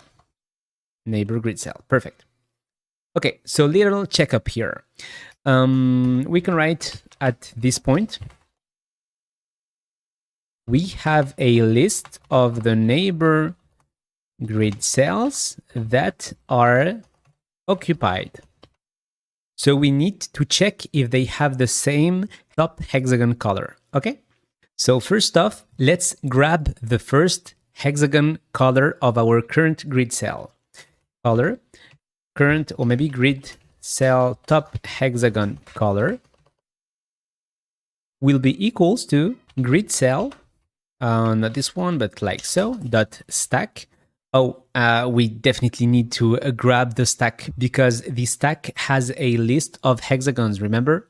Here it is. So the stack will be able to give us the top hexagon color. So what we're going to do is open our grid cell here and turn this into a property. So stack get private set. Here we go. Nice. What we can do now is, oh, come on. Let's not forget to turn it public. Here we go. We can remove the this keyword and we are good to go here. So let's now open our merge manager. So grid cell.stack. get top hexagon color. Here we go. So now let's ask our stacks for the top hexagon color. We can copy this method name, open our hex stack method class, and create that public void, not void color, of course, get top hexagon color. Cool. So inside of here, really simple. We want to grab our list, grab the last index, and return its color. So we can simply return hexagons at index little hat 1 dot color. Okay, so this is how you return the last index of a list. It's a really quick tip that you can find useful. You can also use system.link. So using system.link, here we go. What you could have done is return hexagons.last.color. It will give the same result. You could also return the last element like so. So hexagons at index hexagons.count, hexagons.count -1 dot color, of course. Okay, so these are 3 ways you can return the color of the last hexagons, the top one. Let's remove these. Let's actually turn this one into a expression bodied statement. Okay, here we go. Boom and boom. Nice. Let's now go back to our merge manager, not stack spawner. Cool. And I think that this lesson is getting a little bit too long, so we're just going to return the color of this top hexagon and call it a day. So debug.log grid cell top hexagon color. Grid cell top hexagon color. There are too many. I'm really bad at namings, you know that. Okay, so let's go back to Unity now. Let's select our merge manager, nothing to set up, hit play. Let's drop this. Okay, so we've got .5. Let's check the color here. We've got .5, .8, and 0.1. Perfect. Let's actually try another color because these are the same. We can collapse them. Let's try the blue one now. Okay. .3, .76. Yeah, that's perfect. What about the red one? Let's try this one. Okay, so .29. Yeah, seems correct. That's decent. Awesome. So we are now able to grab the color of the top hexagon. In the next one, let's go on. Welcome back, guys. In this lesson, we can go on. Okay, so we can remove this debug line. And at this point, we've got the top hexagon color. So we are going to loop through our neighbors, these ones, and store the one that have the same top color. Okay, so for that, we're going to create a new list. We can drop it after the comment here. Do these neighbors have the same top hexagon color? And call it similar neighbor grid cells. Cool. So let's loop through all of our grid cells here, our neighbors. So for each neighbor, grid cell, neighbor cell, or neighbor grid cell actually, in neighbor grid cells, let's check. Really quickly before that, at this point here, we might have no neighbors that is occupied. It's the case when you start the game. When you drop the first stack, there is no other neighbor, so no need to go further. We can check if neighbor grid cells.count is less or equals to 0. We can debug something here. Debug.log, no neighbors for this cell. So just return. As simple as it gets. Yep. And we can return from time to time if we assess that there is no need to go on. Okay. So now let's actually go on. For each neighbor grid cell, we want to grab the top color. So color, neighbor grid cell top hexagon color will be equals to neighbor grid cell dot stack dot get top hexagon color. Then we can check if that's the same color. So if grid cell top hexagon color equals neighbor color, okay, then we can add it to the list. Similar neighbor grid cells dot add this neighbor, okay, like so.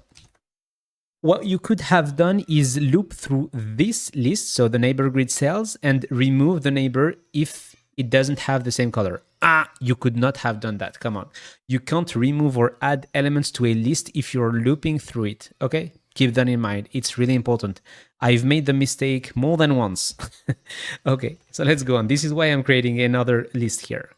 Perfect. So at this point, at this point, we have a list of similar neighbors. Okay, we can try this. Debug.log, similar neighbors.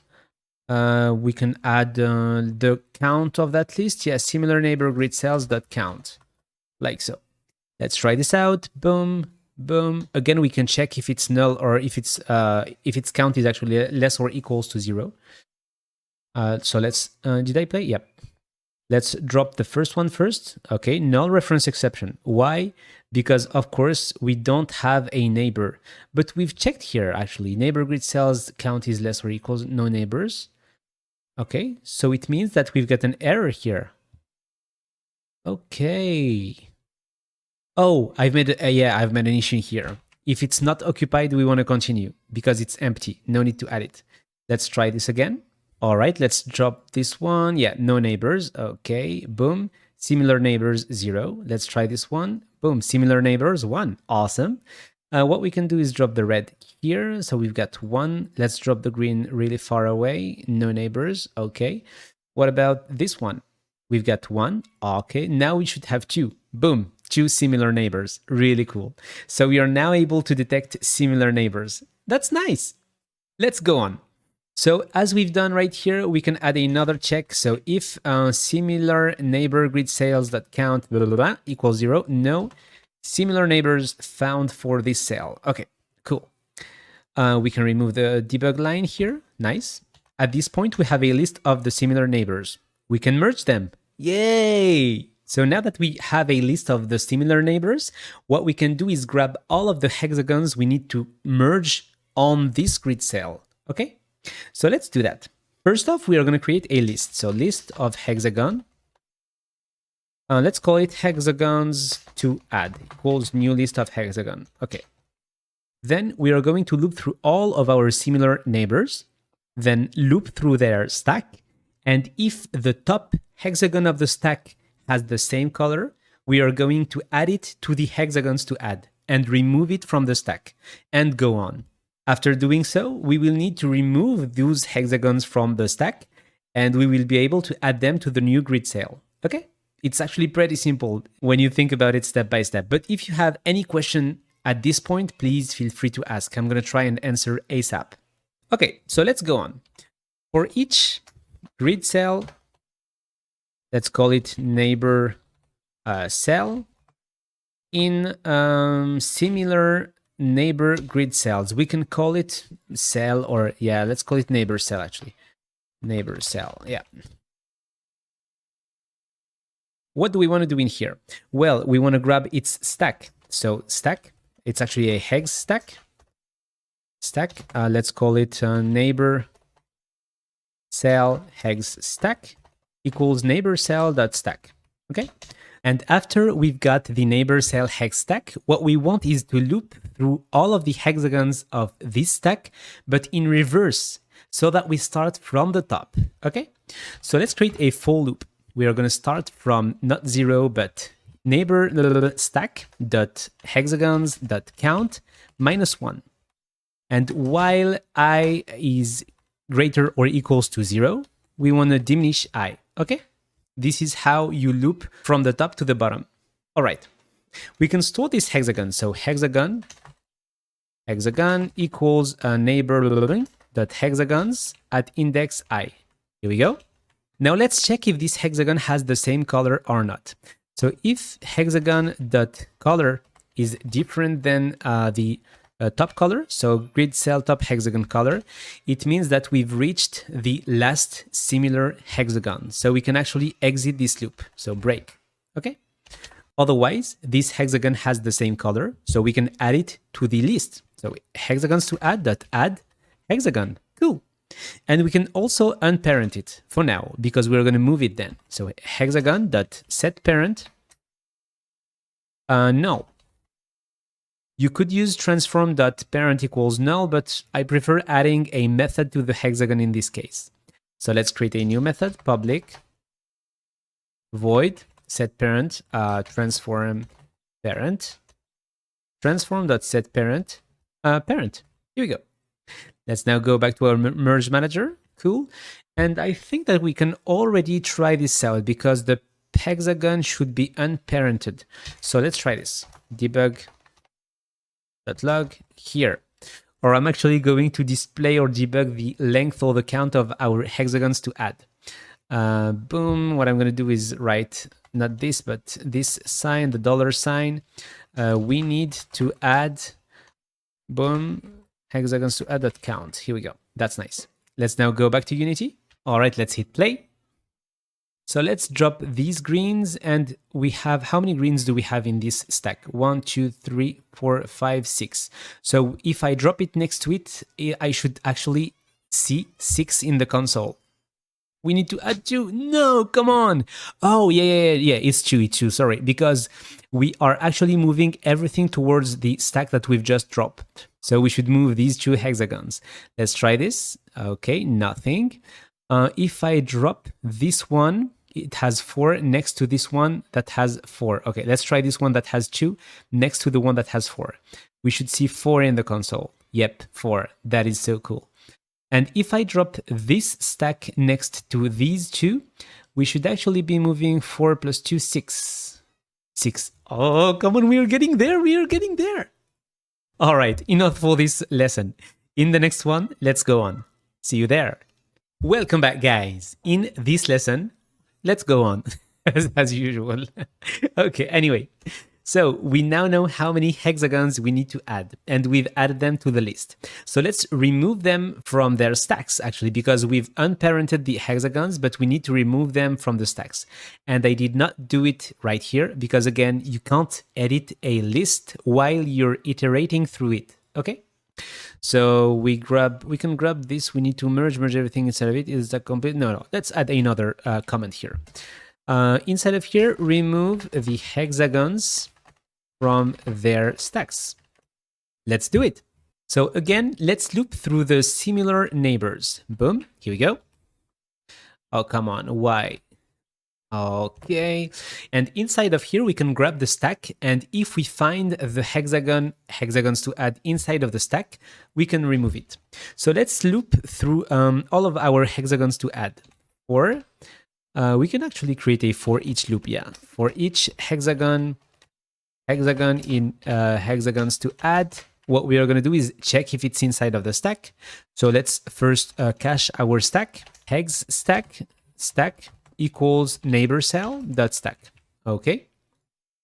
So if the stack contains that hexagon, then we are going to remove it from it. So stack dot remove, let's say hexagon. All right. So let's now create these 2 methods because our stack is not a list. Remember. So let's open the hex stack script. Public void contains a certain hexagon, and it should hexagon, and it should return a boolean. So inside of here we can simply return hexagons that contains hexagon. Here we go. Let's use an expression bounded statement. Here we go. Again, I like them. And we can also remove it. So public void remove hexagon. Nice. So let's remove it from the list. Hexagons dot remove hexagon as usual. And after doing so, we can check if our list still contains something. If not, let's destroy it. No need to keep it. So if hexagons dot count is less or equals to 0, let's destroy the stack immediately. Okay. So stack or game object actually, yeah. Perfect. Let's go back to our merge manager. And again, at this point, we have removed the stacks we don't need anymore. So it means that we've freed up some space. We have some free grid cells, and this is what we need. Okay, so now that we've got our hexagons to add, I think that we are now ready to merge them and add them to the stack. So let's do it. Okay. So the first thing we want to do is calculate the initial Y position we should drop the new hexagons at. So for that, let's write float initial Y will be equals to the grid cell dot stack dot hexagons dot count times the depth of our hexagon, so dot 2f. So if you have 5 hexagons, it should drop at 1 along the y-axis. Yeah, this is actually our initial y. Perfect. And if we've missed 1, we can actually increment our value here. Perfect. Now that we've got our initial y, we can loop through all of our hexagons to add. So for I from 0 to hexagons to add.count, what we're going to do is calculate its target position. But first we can cache it. Hexagon equals hexagon to add at index I. Perfect. Then float target y will be equals to the initial y plus I times dot 2f. Here we go. With that target y, we can calculate the target local position. So vector 3 target local position equals vector 3 dot up times target y. Target y, I can't type anymore. Am I tired? Yep, maybe a little bit, but that's okay. I'm gonna finish this course.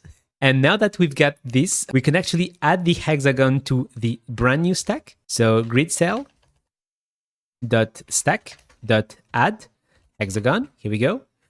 Do we parent it inside of this, inside of here? No, we do not parent it. So we definitely need to parent it. Okay. So when adding the hexagon here, what we can also write is hexagon.setParent transform. Okay, this will be really helpful. So let's now jump back to our merge manager. Perfect.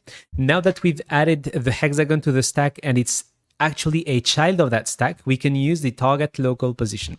So hexagon.transform.local position equals target local position. Really cool. Okay. I think that now we should have something interesting to spot in the editor. Let's try. Okay, so let's move these here. And if we move these here, bam. Okay, they have moved. That is so nice. Oh, here we go. I love it. Awesome. As you can see, guys, it's working really well. It's a little bit harsh right now because, of course, we haven't completed our course. No pun intended. Come on. I'm focused on the game now. But yeah, that's actually really nice. We just need to use a twinning library, LeanTwin, and yep, we should be good to go. Awesome. I think I should stop playing now and continue the course, right? Yeah, that's what I'm going to do. Okay, so let's go on. So in the next one, let's improve our code, but it's already really cool. If you've reached this point, well done. Congratulations. It's really not that easy. So I want to congratulate you. Can you hear me clap? Nice. And yeah, if you like the course, let me know. Thanks. Welcome back, guys. In this lesson, we are going to refactor our code a little bit because it's really not pretty. Come on, a method that is about 100 lines long? No. This is not acceptable. So let's tackle this step by step.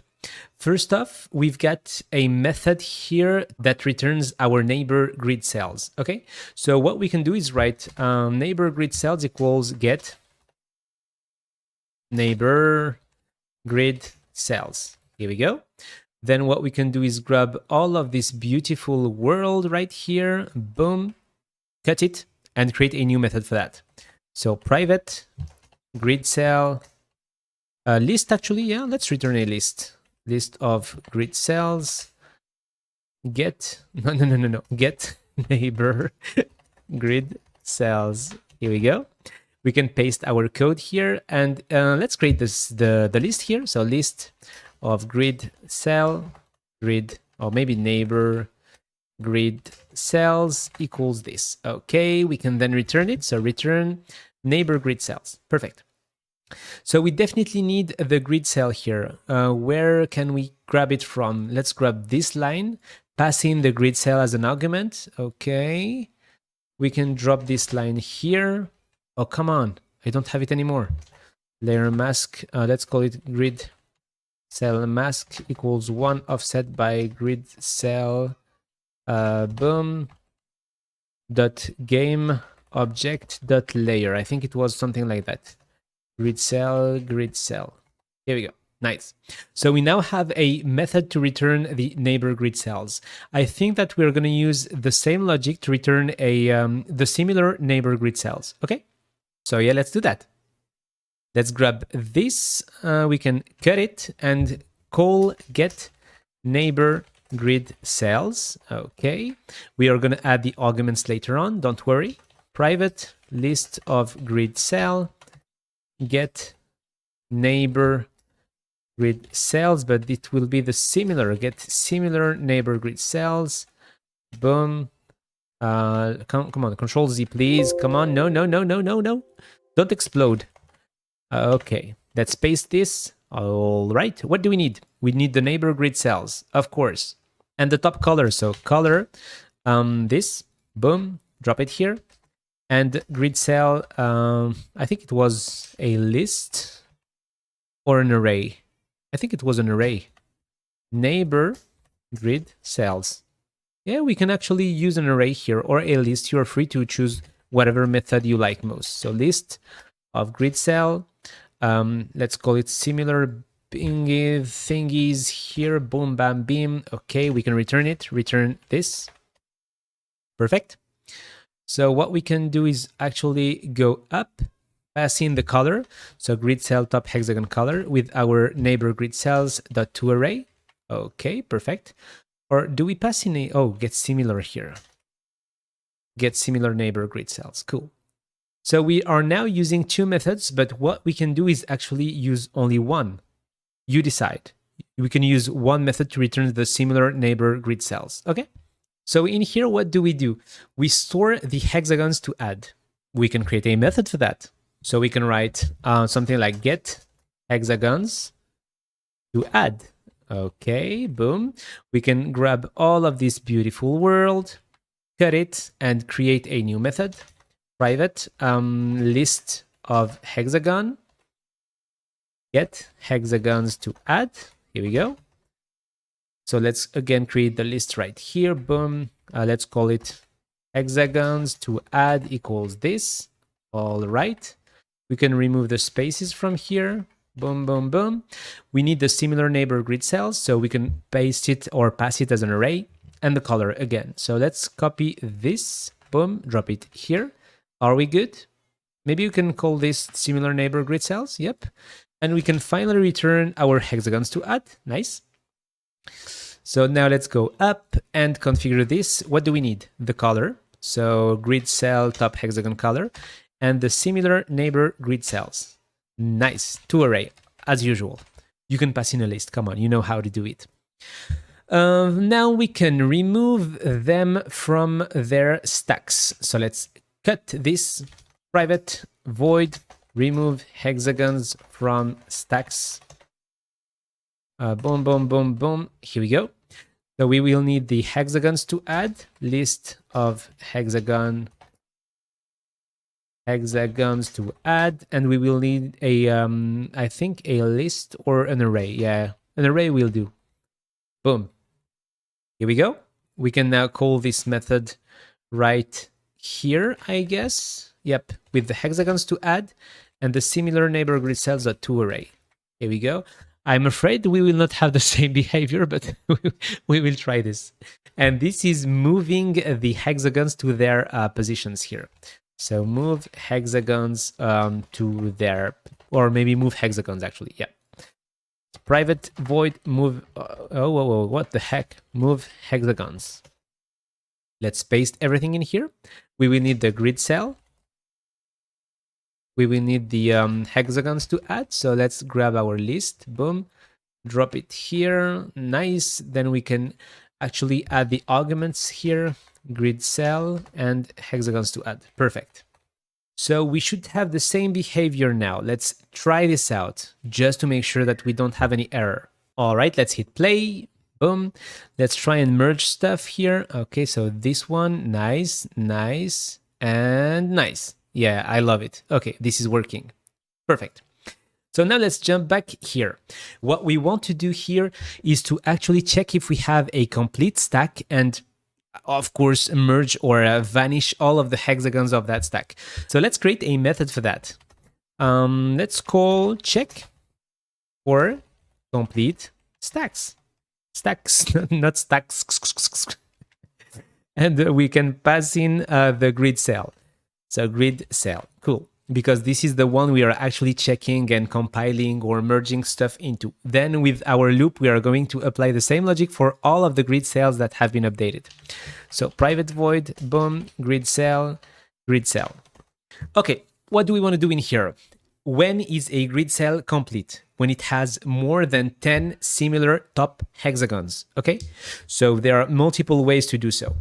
First off, we need to make sure that the grid cell stack has at least 10 hexagons. So if our grid cell.stack.hexagons.count is less than 10, then we want to return. It means that we don't have more than 10, so no need to go on. You know how it goes, come on. Otherwise, let's check all of the top hexagons. So let's create a list for that. List of hexagon.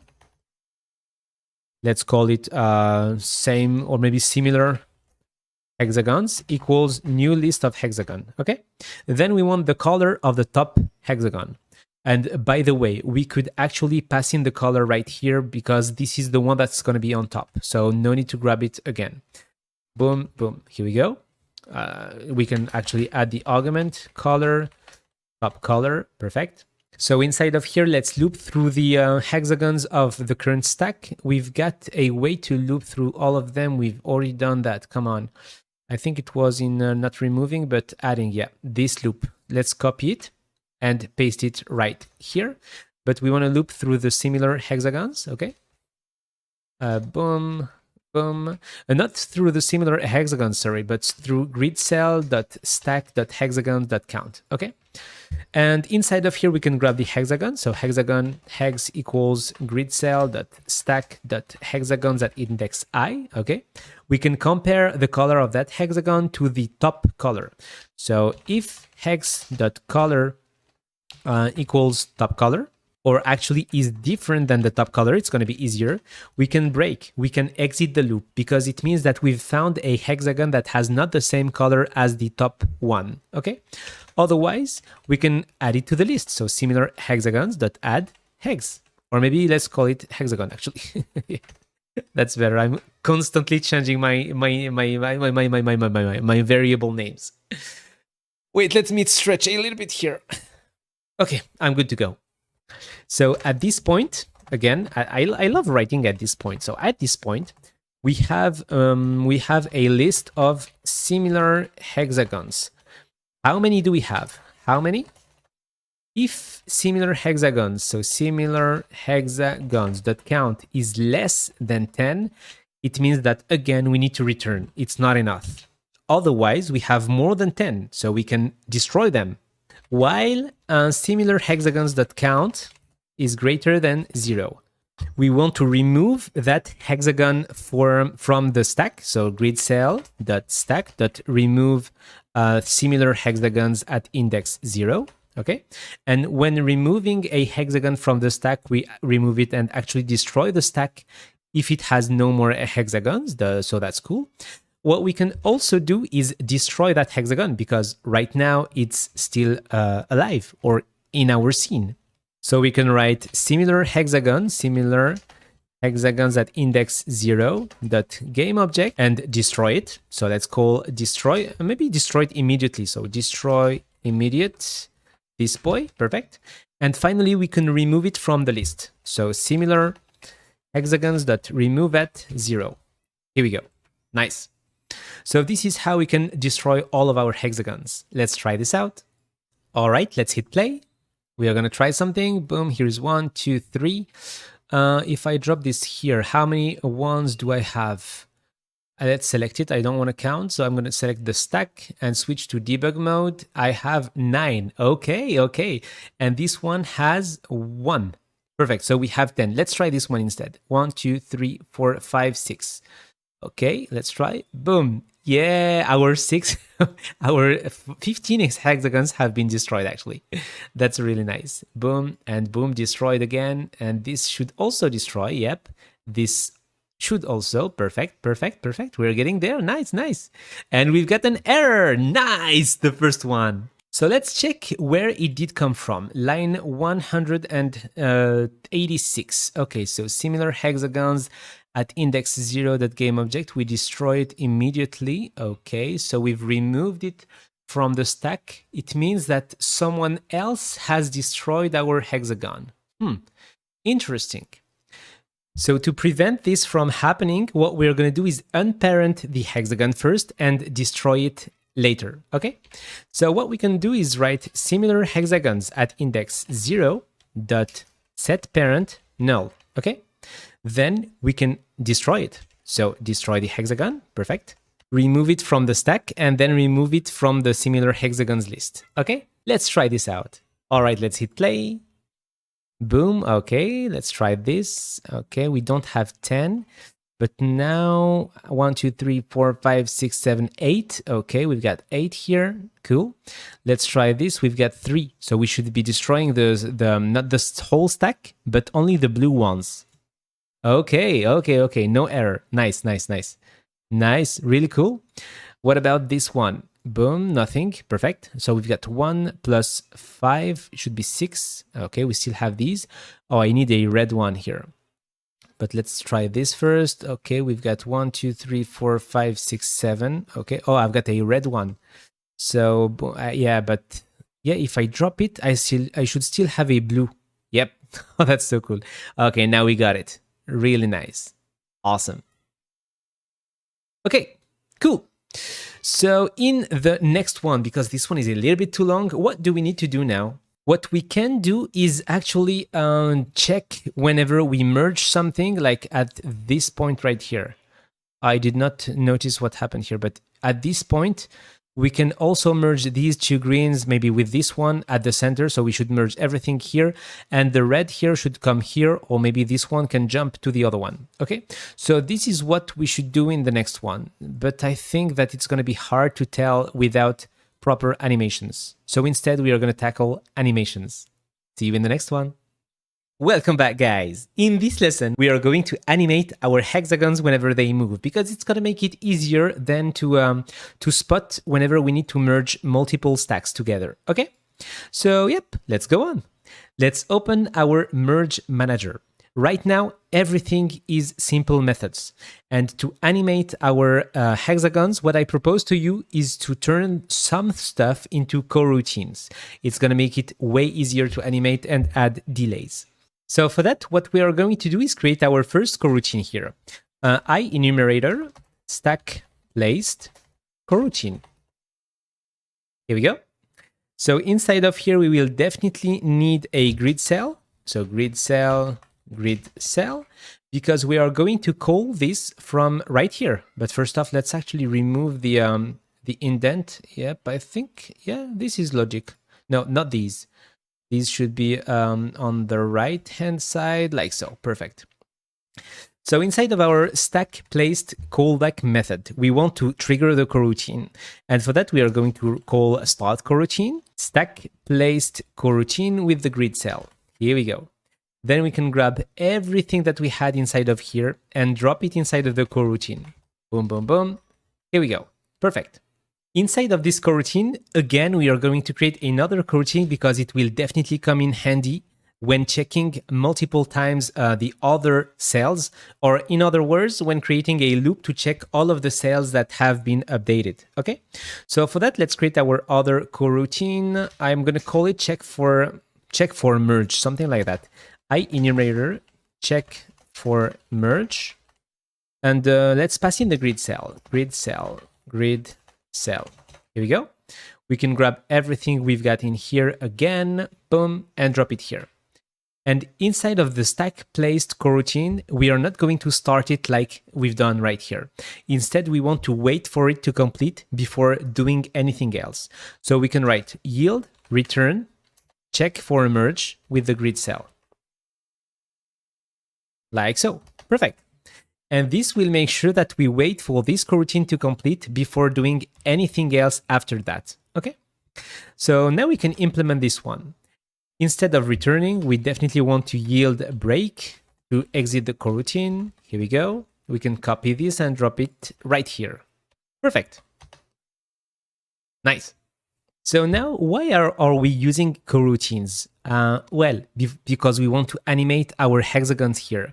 So when calling the move hexagons method, we're going to wait for a little bit. Inside of here, yield return new, wait for seconds, a certain amount of time. And how long should we wait here?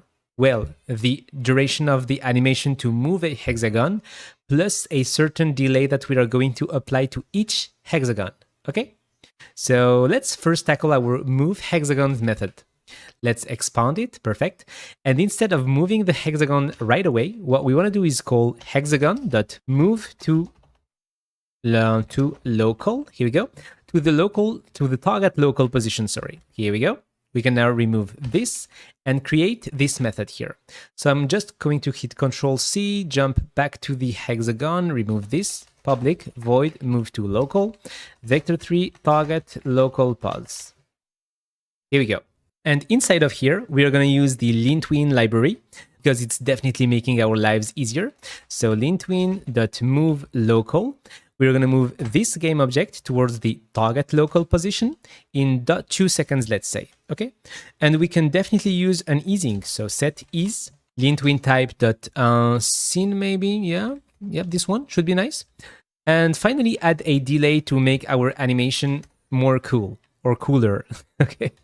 So dot set delay. For the delay, we are going to grab the sibling index of this hexagon multiplied by a certain value. So transform.get sibling index multiplied at 0.01, let's say, a really small value. Okay, should be nice. I think that we're good to go. We can try this out. Yep, let's go back to Unity now. All right, let's hit play. Okay, I'm going to try. Please work from the first try. Yay, really cool. Nice. I love it. Okay, so now we were not able to spot the animation because two concurrent twins, of course. Same thing here. We're not able to spot the movement because the stack was complete, so we destroyed the stack before actually spotting the animation. So yeah, this is why we definitely need that coroutine. Okay, boom, boom, again, same thing, okay, nice. Okay, cool. So let's go on now. Boom, we can go back to our script. Should we tackle the rotation or I think we can tackle the rotation later on. For now, let's go on in our merge manager here. So as I've told you, we need to wait for a certain amount of time. So we are going to wait for hexagons to add .count times the delay we are applying here. So .01f plus the duration of the animation. Okay, so .2, I think it was. Yeah, .2 plus this one. And we can actually add 1 in here just to make sure that we wait for enough time. Okay, so let's try this. Boom. And now we should be able to spot the hexagons moving before destroying them. So let's hit play. Okay, let's try. Oh, nice. We've got 3 of the same color. Boom. And it has been destroyed. That is so nice. Let's try again here. Moving, destroying. Cool. So that's already way better. Nice. We are getting there. We are getting there. The game is looking really sick now. Okay, awesome. Okay, cool. Again, let's go on. So now we should add the vanish animation. And for that, again, we are going to yield return this thingy here. So this method that we are going to turn into a coroutine. So yield return, check for complete stack. Where is our method? Here it is. So private I enumerator now. And we should not have any more error. Perfect. Inside of here, inside of returning yield break, you know that now. Okay, boom. Let's grab this one, drop it here. Here we go. And again, at the end of the coroutine, we want to wait for a certain amount of time. So the amount of similar hexagons that we have, so we need to store it because we are changing that value or the count inside of the loop here. So yeah, let's store this int similar hexagon count equals similar hexagons dot count. Here we go. And at the end of the coroutine, let's wait. So yield return new, wait for seconds. The similar hexagon count times the delay that we are going to apply to the animation again. So .01f. And we can add the duration of the vanish animation. Again, I think it was something like .2. And you can definitely tweak this. So this +1, yeah, just to add a little bit more delay. And yep, we should be good to go. So now let's implement our vanish animation, because right now we immediately destroy our similar hexagon. This is not beautiful. So let's comment this and instead call similar hexagons at index 0.vanish. Here we go. Again, we want to apply a certain delay. So let's create the delay right here. Float delay equals 0. We can pass in the delay inside of the animation. And every time we animate a hexagon, we can increment the delay. So delay plus equals, let's say, 0.01. Okay. So let's now implement the vanish animation. We can open the Hexagon script. Okay. Public void vanish float delay. And inside of here, we are simply going to scale down the hexagon. So let's first cancel any twin that was applied to this hexagon, just in case, actually cancel at game object. Here we go. Lean twin dot scale game object towards vector 3.0 in 0.2 seconds dot set ease. I think I'm going to use another easing here, maybe ease out back or in back. Yeah, in back to scale it up just a tiny bit, then scale it down to 0. Dot set delay. And at the end of the animation, we definitely want to destroy this game object. So let's add another extension method. Dot set onComplete. Let's use a lambda expression. Destroy game object. Here we go. Let's try this out. Boom, let's go back to Unity, and our game is already going to look way better. Let's hit play, not pause. Come on. Okay, boom, try this thing. Okay, let's try and merge everything. Okay, I think we don't have 10. 1, 2, 3, 4, 5, 6, 7, 8, 9. Oh, what about this? Oh, so cool. I love it. Nice. Well, now this is looking like a proper game. Okay, what about this? And this maybe somewhere around here. Okay. I don't want to drop them here. I want a green one. Come on, give me a green one. Please. Yeah, here is the green one. Awesome. Really cool. Okay, in the next one, let's actually rotate our pieces and go on. See you there. Welcome back, guys. In this lesson, we are going to rotate our hexagons because right now we are simply scaling them down. Why? Oh, really cool. I love this issue. So as you can notice, the hexagons have not moved or jumped to the other stack. Why? Because we are using editor play options. Okay, so these things here. And there are some issues using this and lean twin. It's not going to update. If we disable it, of course, it might take a little bit more time, but at least we will get lean twin to work. So let's quickly try it out. Boom, boom. And here, okay, let's try. Thank you. Okay, that's what I want here. Okay, so we can now tackle rotations. Here we go. Let's switch back to normal mode here. No need to debug this. Okay, we are going to open our Hexagon script, and when moving to local, after this or just before, we can actually remove any current twin, if any. I don't think we should have one, but again, it's just a precaution here, and rotate. So let's write lean twin dot rotate around. We are going to rotate this game object around a certain axis, and we need to calculate that axis. For that, we are going to grab the direction of the movement here. So let's write vector 3. Direction, let's say, will be equals to the target local position. So let's write target local position minus the current local position. So transform.local position. We don't want any value along the y-axis. So dot with y 0, just to have the correct direction vector, let's say, on the xz plane. No value along the y-axis, okay? We can then normalize this, and this is our direction. Now we can calculate the cross product between our direction and the vector 3.up. So let's write vector 3, rotation axis, let's say. Rotation axis will be equals to vector 3.cross product between vector 3.up and our direction here. Okay, here we go. So this is the rotation axis. We can now use it. For the angle, we are going to add 180 degrees, and the time should be .2, like we've used above. Let's add some easing, not twinning. Lean twin type that sin in out, yeah, something like that. And we should also apply a delay. So dot set delay, same thing here. So we can grab this, boom. Let's write delay. We can create that somewhere around here. Float delay equals this, perfect. And use it inside of here. Nice, awesome. I think we can try this out actually, yeah. Let's try it out. Again, this is just a personal preference here. You can decide to create another animation whenever you merge hexagons. All right, let's hit play. Let's try it out. Boom, here's the first one, second, third. Okay. Yeah, they are now rotating. That is so cool. Oh, I love it. Yeah, we are getting there. Definitely. Nice. Awesome. Okay, I can stop playing. Please help. Anyway, so let's now go on. In the next one, we are actually going to create a loop to always check the tiles that have been updated, like this one. This should not be possible here. We should definitely merge these hexagons. So yeah, let's learn how we can do that in the next one. See you there. Welcome back, guys. Final important lesson. In this one, please stay focused. Actually, it's not going to be a long lesson, but come on, let's do it.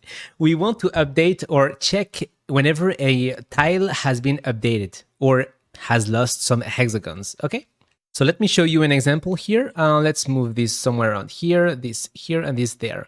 Okay, so if I do, not this, but if I do this, now at this point, we should make this one jump to the to this stack, or these should jump to the smaller stack. One of these, at least, okay? So yeah, let's tackle this. So for that, we are going to open our Merge Manager. At the top right here, we are going to create a list of grid cells we need to update. Let's create a header elements, something like that. I don't know. Private list of grid cell. Updated cells equals new list of grid cells. Here we go. And this is going to be really helpful. Why?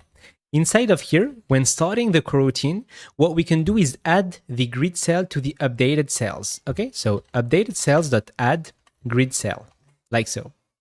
And just after that, we can check while, come on, I can't write anymore. So while the updated cells.count is greater than 0, we are going to do this. So at first sight, it might look like an infinite loop, but not. When checking for merge, we want to remove the cell we are checking. So updated cell.remove grid cell. And instead of checking the grid cell here, we want to check the updated cells at index 0, not always the grid cell. So let's consider the first case here. If we move a stack on a grid cell, we will call this method, add the grid cell to the list, and then check for merges inside of that cell. At this point, we are going to remove the grid cell, so our updated cells will be empty. And if it has no neighbor cells or no similar cells, nothing will happen. We will simply drop the stack, okay? But if we happen to find some similar grid cells, we need to add the cells that we are going to update or remove hexagons from to the updated cells list so that we can check them right after that. So right after grabbing the similar neighbors, at this point here, we can add them to the list so that they can be checked just after. So updated cells.add range similar neighbor grid cells. Okay, this is the first step. The other case is when we've got a complete stack, because when we've got a complete stack, we remove all of the top similar hexagons and we are left or might be left with some other colored hexagons that can also be merged into a new stack. Okay, so inside of here, updated cells.add grid cell. Okay, so let's now go back to Unity and try this out. Let's hit play. Let's try this out. So here's the first one, second one, third one. Okay, nothing happens. So now if I move the green stack at this position here, what should happen is these should jump here. And this one is now inside of the updated cells list. So we should check it and all of these should jump here. Let's try. Yeah, awesome. So we've got an error, but at least we've got stuff working in here. What if I drop this here? Nothing happens because we have the error. Okay, fair enough. So let's now open this error and check what it's about. Hex stack at line 19, okay? Seems like we are trying to get the top hexagon color here. I know what it is about because we're adding the cell to the list, the grid cell we are checking here, adding it to the list. So we need to check if that list is now occupied or not. Because if we have a merge and complete the stack, we don't have any more grid cell on that stack. So inside of here, if the grid cell dot is not occupied, like so, we want to break. No need to go further. So yield break. Here we go. So let's now go back to Unity and try this out again. Let's hit play. All right, let's try this out. So let's drop this here, this one somewhere around here. What about this? Okay, that's fair. What about these ones? Nice. That is so cool. Okay, no more errors so far. Seems correct. Oh, I love it. If you've reached this point, I really hope that you are aware of what you've accomplished. That's really insane. And congratulations for that. Wait, I'm gonna clap. I can't play in that at the same time, but well done. All right, so this is the mechanic of Hexasort. In the next one, or the next lessons in general, what we're going to do is add more little stuff, some features that can be interesting when making levels. Because right now, if you want to make a level, it's actually really weird. If you press this, you're selecting the hexagon renderer instead of the grid hex. And I would like to be able to select the grid hex to remove it if I want. Maybe we want to remove this one too, and I don't know, maybe this one too. And you might also want to add hexagons to your initial grid because having an empty grid is kind of weird.